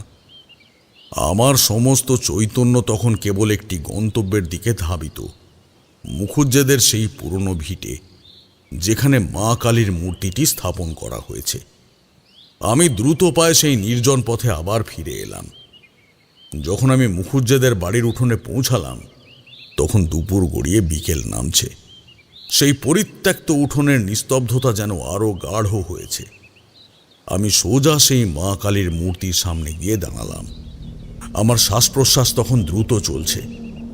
আমি চোখ বন্ধ করে কিছুক্ষণ মূর্তির দিকে তাকিয়ে রইলাম। আমি হাঁটু গেড়ে বসলাম। সেই মূর্তির পায়ের নিচের অংশটা ভালো করে লক্ষ্য করলাম। পূজারীর দায়িত্ব নেবার প্রথম দিন থেকেই আমি এক অদ্ভুত কৌতূহল অনুভব করেছিলাম। আমি খেয়াল করেছিলাম মূর্তির পায়ের ঠিক নিচে পাথরের বেদির উপরে কিছু একটা খোদাই করে লেখা আছে। আলতোভাবে, অনেকটা অস্পষ্টভাবে তা আমার চোখে পড়েছিল, কিন্তু সেই মুহূর্তে তার গুরুত্ব বোঝার চেষ্টা করিনি। তখন আমি কেবল মূর্তির অলৌকিকতা, অপশক্তির উপস্থিতি আর গ্রামের মানুষের ভয় নিয়েই চিন্তিত ছিলাম। বেদির সেই ক্ষুদ্র খোদাই তখন আমার কাছে কেবল শিল্পীর সামান্য কারুকার্য বলেই মনে হয়েছিল। কিন্তু এখন পরিস্থিতি ভিন্ন। এখন আমার হাতে একটি নাম আছে, একটি পুঁথি আছে, এবং আছে উত্তর পূর্ব দিকে যাত্রার একটি সংকেত। আমি খুব মনোযোগ সহকারে মূর্তির পায়ের নিচের সেই খোদাই করা নামটা মিলিয়ে দেখলাম। ধুলো আর হলুদের তিলকের নিচে সেই নামটা যেন বহু যুগ ধরে আমারই জন্য অপেক্ষা করছিল। পাথরের বুকে স্পষ্ট অক্ষরে খোদাই করা রয়েছে, শ্যামাচরণ পণ্ডিত। মূর্তি যে বানিয়েছে তার নাম যখন জানতে পেরেছি, তখন মূর্তির সঙ্গে জড়িয়ে থাকা এই অভিশাপের কারণও জানতে পারব।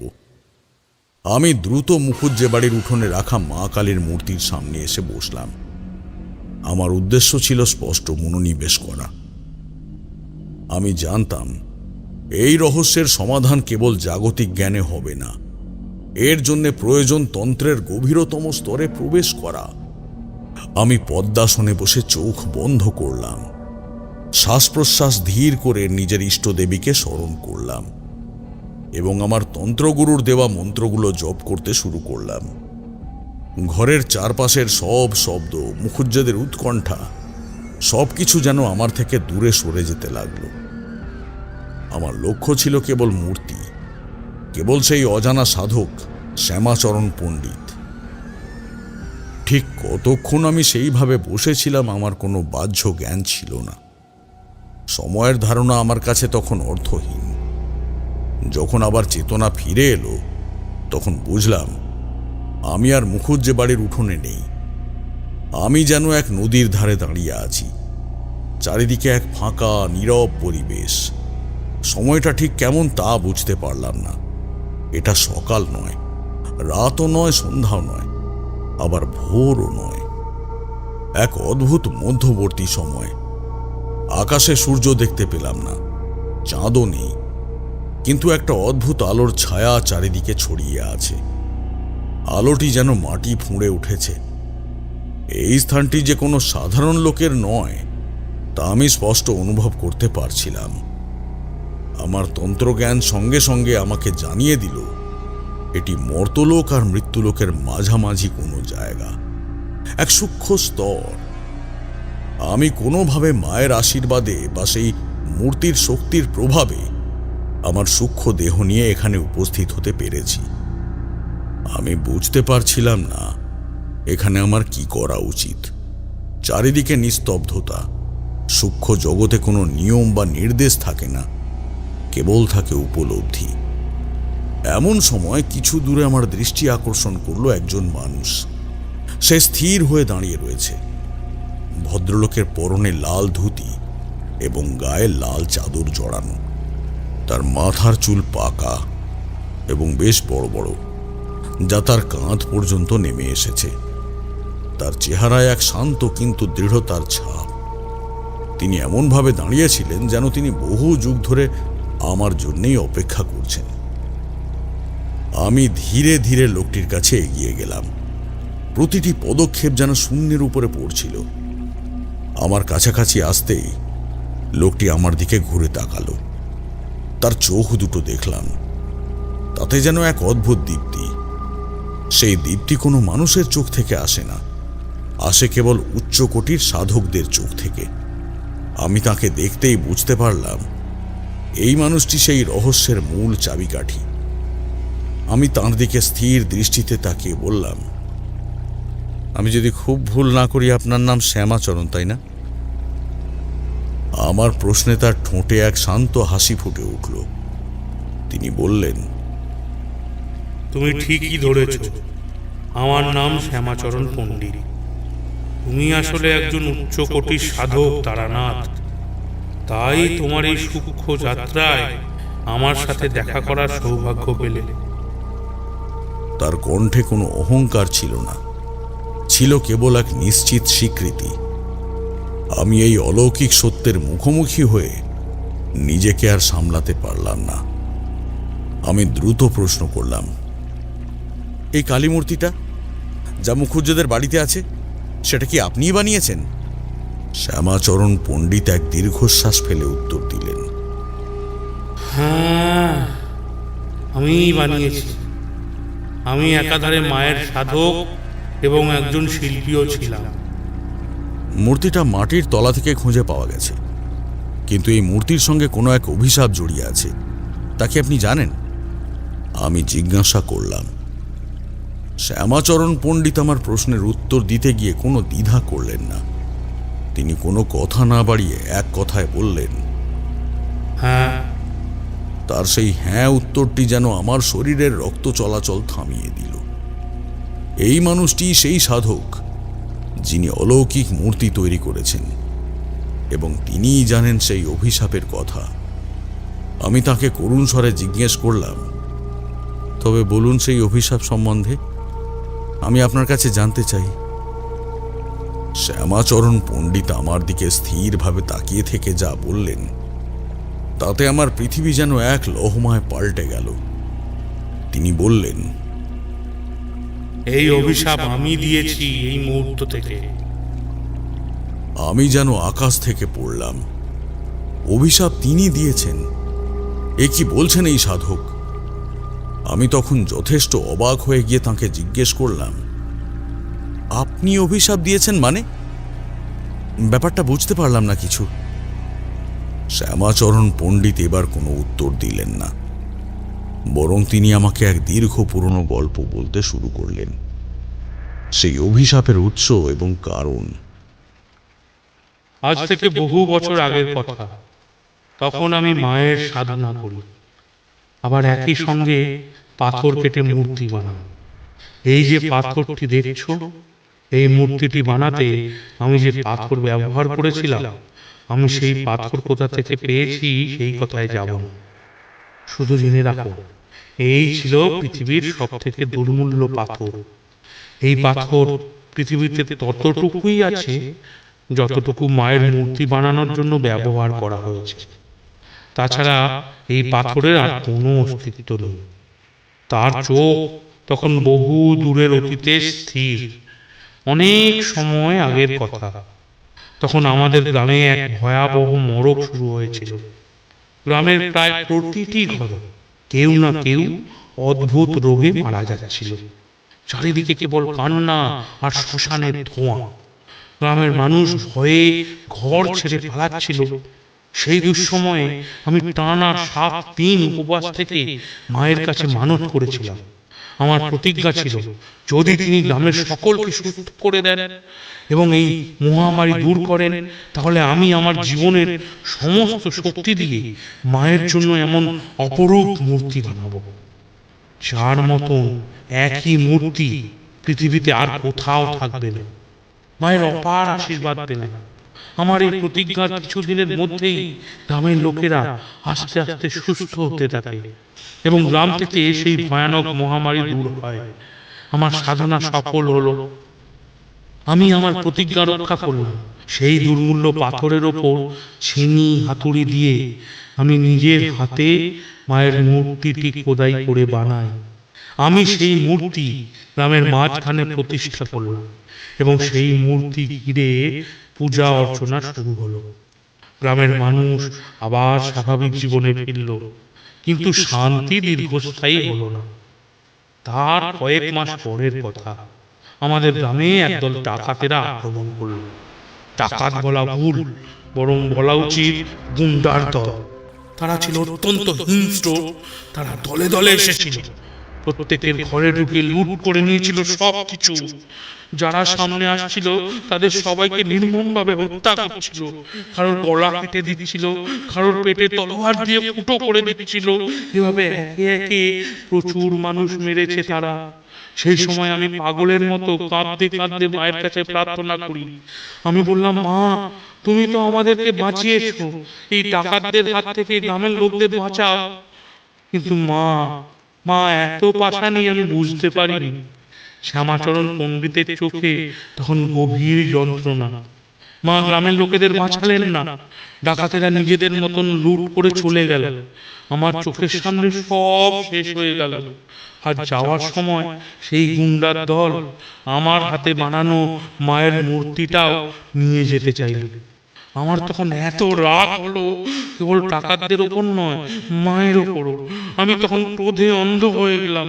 আমি মূর্তি ধরে অভিশাপ দিয়ে দিলাম, মায়ের এই মূর্তি যার কাছে থাকবে বা যে স্থানে থাকবে, সেই স্থান থেকে জীবন নিশ্চিহ্ন হয়ে যাবে।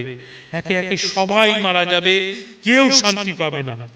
আর তারপরে সেই মূর্তি চলে যেতেই আমি আর এই পাষাণ পৃথিবীতে থাকতে চাইনি। নদীর জলে আত্মহত্যা করে নিজের প্রাণ দিলাম। শ্যামাচরণ পণ্ডিতের কথা শুনে আমার শরীরে কাঁটা দিয়ে উঠল। সেই সাধকের তীব্র ক্রোধ আর গভীর অভিমানই যে এই অভিশাপের মূল কারণ, তা শুনে আমি স্তম্ভিত হলাম। তিনি আরও বললেন, কিন্তু আমি চলে গেলেও আমার আত্মা মুক্তি পায়নি। আর মায়ের মূর্তি থেকে সেই অভিশাপও কখনো কাটেনি। মূর্তি নিয়ে গেছিল যে ডাকাতরা, কিছুদিন পরে তাদের দলেই নিজেদের মধ্যে লড়াই শুরু হয়। তারা একে আর একজনকে খুনোখুনি করে মারতে থাকে। তার কিছু সময় পর ইংরেজরা আক্রমণ করেছে সেই ডাকাত দলের ওপর, তাদের সবাইকে মেরে ফেলে। সেই ইংরেজরা পরবর্তীকালে সেই মূর্তি নিজেদের সঙ্গে নিয়ে যায়। কিন্তু ইংরেজরাও মায়ের প্রকোপ থেকে বাঁচতে পারেনি। তাদের মধ্যেও একের পর এক মৃত্যু ঘটতে শুরু করে। অবশেষে এই মূর্তি পায় এই ধবলপুর গ্রামের মুকুজ্জে বাড়ির পূর্বপুরুষেরা। তাদের বাড়িতেও এক জিনিস শুরু হয়, অদ্ভুত মৃত্যু আর অমঙ্গল। তখন গ্রামে উপস্থিত হয়েছিল এক উচ্চ মানের তন্ত্র সাধক।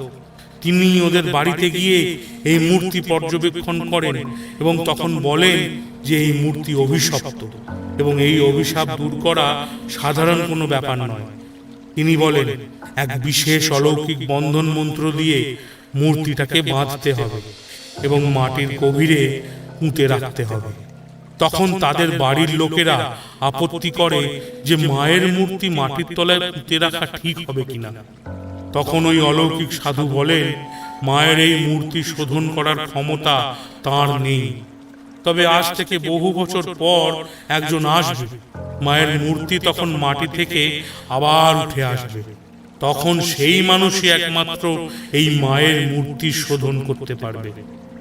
শ্যামাচরণ পণ্ডিত আমার দিকে তার দীপ্ত চোখ দুটি তুলে ধরলেন। আর সেই মানুষ তুমি তারানাথ, তুমিই পারো মায়ের মূর্তি শোধন করতে। আমার সমস্ত প্রশ্ন, আমার সমস্ত জিজ্ঞাসা যেন এক মুহূর্তে পূর্ণ হলো। আমার এই কঠিন যাত্রার উদ্দেশ্য স্পষ্ট হলো। আমি এসেছি কেবল শ্যামাচরণ পণ্ডিতের অভিশাপ থেকে দেবীকে মুক্তি দিতে। আমি তখন আবেগাপ্লুত হয়ে জিজ্ঞেস করলাম, আপনি বলে দিন মায়ের মূর্তি আমি কিভাবে শোধন করতে পারি? শ্যামাচরণ পণ্ডিত এবার এক অমোঘ নির্দেশ দিলেন। তাঁর চোখে তখন কোনো ক্রোধ নেই, আছে কেবল কর্তব্যবোধ। তিনি বললেন, মায়ের মূর্তি শোধন করার একমাত্র উপযুক্ত দিন হলো আজকের দিন। আজ কৌশিকী অমাবস্যার রাত, চারিদিকে থাকবে ঘুটঘুটে অন্ধকার। মাঝরাত 12টার সময় মায়ের মূর্তিকে এই গ্রামের পাশের নদীর জলে নিয়ে গিয়ে স্নান করাতে হবে। সেখানেই মায়ের মূর্তির নতুন করে অভিষেক করে তাতে প্রাণ প্রতিষ্ঠা করতে হবে। আর এই সমস্ত প্রক্রিয়া তোমার নিজের হাতে করতে হবে, তাহলেই একমাত্র এই মূর্তি শোধন করা সম্ভব। তবে সবটা এতটা সহজ হবে না তারানাথ। আমার দীর্ঘকালের পুরনো অভিশাপ জমতে জমতে ক্রমশ এক অপশক্তিতে পরিণত হয়েছে। সেই অপশক্তি কিছুতেই মায়ের মূর্তিকে নদী পর্যন্ত নিয়ে যেতে দেবে না। এই রাস্তা অনেক কঠিন, কিন্তু তোমাকে এই কাজ করতেই হবে। কথাটা শেষ করেই শ্যামাচরণ পণ্ডিতের দীর্ঘ লাল চাদর যেন হাওয়ায় কাঁপল। তিনি ধীরে ধীরে আমার চোখের সামনে অদৃশ্য হয়ে গেলেন, যেমন সূক্ষ্ম জগতের সবকিছুর নিয়ম। আর ঠিক সেই মুহূর্তে আমি এক তীব্র ঝাঁকুনি খেলাম। চারিদিকের অদ্ভুত আলো নিভে গেল, নদীর জল মিলিয়ে গেল, সঙ্গে সঙ্গে আমার জ্ঞান ফিরে এলো। আমি দ্রুত উঠে দাঁড়ালাম। উঠোনেই মুখুজ্জে মশাই আর গ্রামের কিছু বয়স্ক লোক উৎকণ্ঠায় অপেক্ষা করছিলেন। তারা আমাকে দেখেই ছুটে এলেন। বাবা, বাবা আপনি ঠিক আছেন তো? কতক্ষণ ধরে বসেছিলেন? আমরা তো ভয়ে আপনাকে ডাকিও নি। মুখুজ্জে মশাই কথাটা ব্যাকুলভাবে বললেন। আমিও তাদের সকলকে একটু শান্ত অথচ দৃঢ় কণ্ঠে সমস্ত ঘটনাটি ছোট্ট করে জানালাম। শ্যামাচরণ পণ্ডিতের অভিশাপের কথা, মূর্তির রহস্যময় ক্ষমতা এবং সেই সাধকের নির্দেশিত শোধনের উপায়। আমি সরাসরি বললাম, মুখুজ্জে মশাই, আজ রাত কৌশিকী অমাবস্যা, আর আজ রাতেই একমাত্র উপায় আছে এই মূর্তিকে শোধন করার। মাঝরাতে নদীর জলে মূর্তি স্নান করিয়ে অভিষেক করে প্রাণ প্রতিষ্ঠা করতে হবে, আর এই সমস্ত কাজ আমার একার হাতেই করতে হবে। মুখুজ্জে মশাইয়ের চোখে তখনও আতঙ্ক। তিনি ফিসফিস করে বললেন, অভিশাপ? তবে তো সর্বনাশ। কিন্তু বাবা, আপনি আপনি একাই এই ভয়ঙ্কর কাজটা করতে পারবেন তো? শুনেছি অমাবস্যার রাতে শ্মশানকালীর সাধনা খুব কঠিন। আর এ তো অভিশাপের সঙ্গে লড়াই।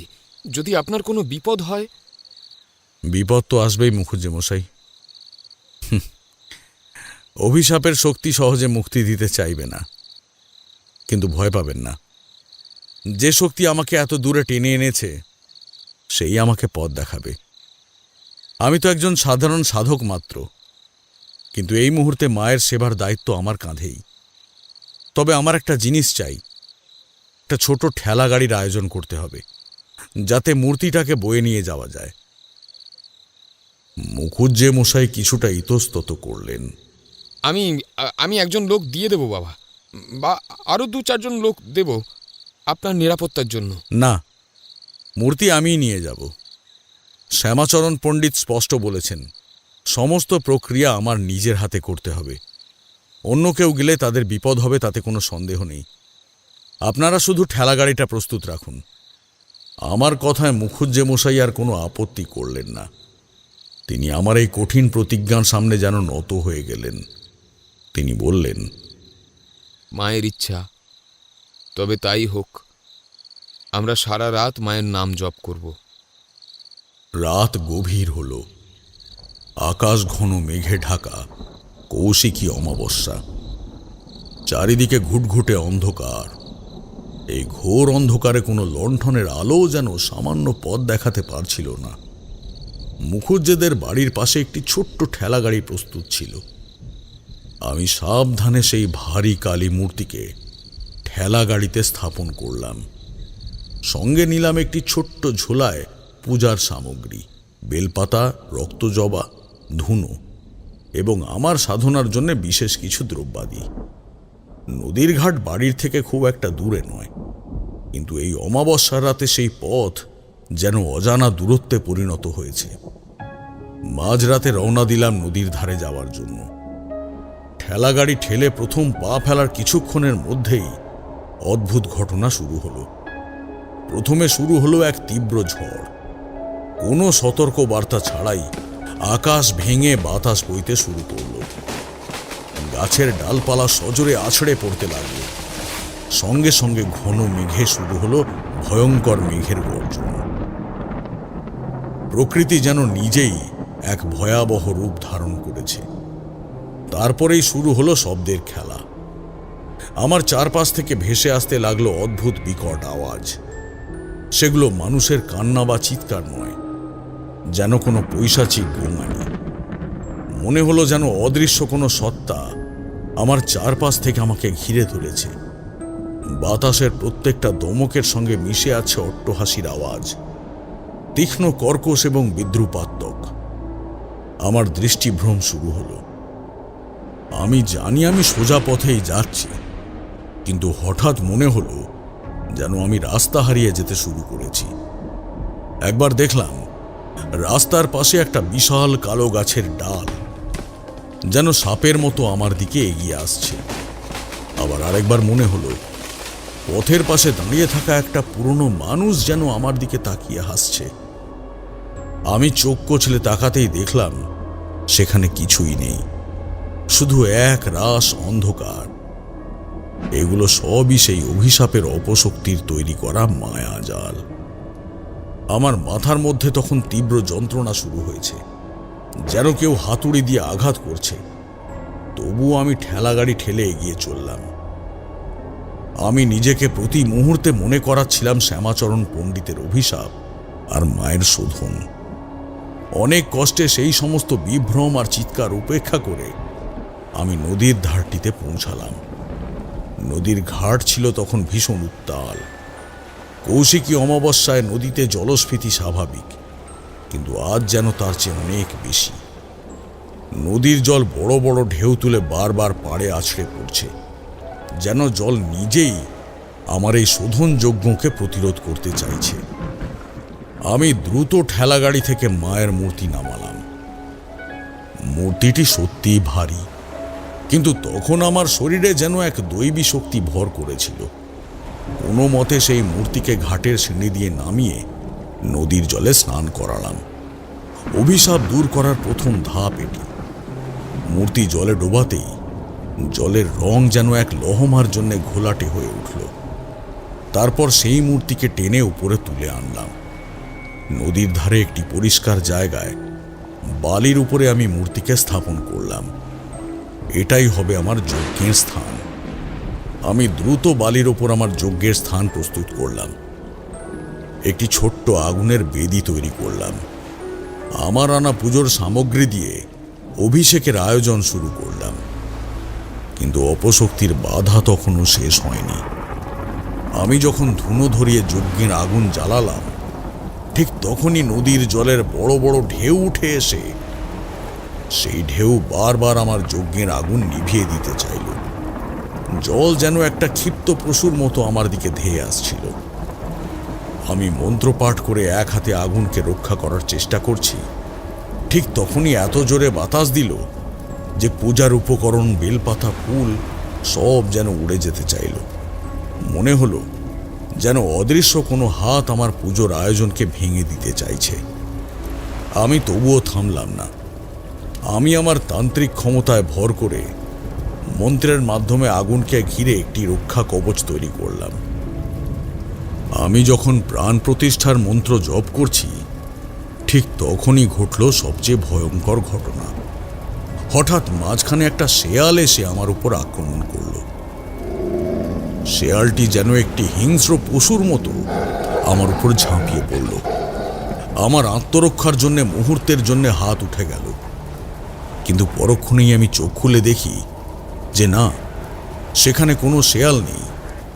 শেয়ালটি যেন হাওয়ায় মিলিয়ে গেল। এটা ছিল আমার মনের ভুল, অপশক্তির শেষ ইন্দ্রজাল। কিন্তু আমি জানি এই ভয়গুলো মনের হলেও এর পেছনের শক্তিটা আসল। আমি আর কোনো দিকে মন দিলাম না। সমস্ত ভয়, সংশয় আর মায়াজালকে দূরে ঠেলে আমি নিজের মন, প্রাণ সব কিছু দিয়ে পুজোয় নিজেকে আত্মসমর্পণ করলাম। আমি আমার পুজো পদ্ধতি শুরু করলাম। এটা কোনো সাধারণ আরতি বা স্তোত্র পাঠের পুজো ছিল না। এ ছিল পঞ্চমুণ্ডির আসনের সাধনার অনুরূপ এক উচ্চ স্তরের তন্ত্র সাধনা। প্রথমে স্বস্তি বাচন এবং সংকল্প পাঠ করলাম। তারপর আবাহন মন্ত্র জপ করে মায়ের মূর্তিতে প্রাণ সঞ্চার করার প্রক্রিয়া শুরু করলাম। মন্ত্রের প্রত্যেকটি শব্দ ছিল শক্তিশালী এবং জটিল। আমি যজ্ঞের আগুনে ঘৃতাহুতি দিচ্ছিলাম এবং মন্ত্রপাঠ করছিলাম। যজ্ঞের আগুনে যখন আহ্বান মন্ত্র জপ করছি, তখনই আমার শরীরের ওপর অভিশাপের চূড়ান্ত আঘাত শুরু হলো। কিছুক্ষণ পর আমার নাক দিয়ে আর কান দিয়ে রক্ত বেরোনো শুরু হলো। রক্ত যেন পাতলা ধারার মতো গড়িয়ে পড়তে লাগলো। সঙ্গে সঙ্গে মাথার ভিতর অসহ্য যন্ত্রণা শুরু হলো। মনে হলো যেন আমার মাথার খুলি ফেটে যাবে। আমি বুঝলাম শ্যামাচরণ পণ্ডিতের দীর্ঘকালের অভিশাপের শক্তি তখন আমার শরীরের মধ্যে দিয়ে মুক্ত হওয়ার চেষ্টা করছে। এইটি ছিল সাধনার চূড়ান্ত পরীক্ষা। আমার শরীর কাঁপছিল, মাথা ঘুরছিল, তবুও আমি কোনোভাবেই সেই পুজো থামালাম না। আমি দাঁতে দাঁত চেপে মন্ত্রপাঠ করে চললাম। আমার তান্ত্রিক সত্তা আমার ভেতরের মানুষটিকে তখন নিয়ন্ত্রণ করছিল। আমি যেন নিজের রক্ত দিয়ে সেই অভিশাপের ঋণ শোধ করার সংকল্প নিয়েছিলাম। আমি যখন মন্ত্র জপ করে চূড়ান্ত আহুতি দিচ্ছিলাম, ঠিক তখনই একটি অদ্ভুত জিনিস উপলব্ধি করলাম। আমার মাথার উপর যেন একটি হাতের স্পর্শ পেলাম। সেই স্পর্শ ছিল শীতল কিন্তু স্নিগ্ধ, যা আমার শরীরের সমস্ত যন্ত্রণা এক লহমায় শুষে নিল। আমি যন্ত্রের মতো পিছনে তাকালাম।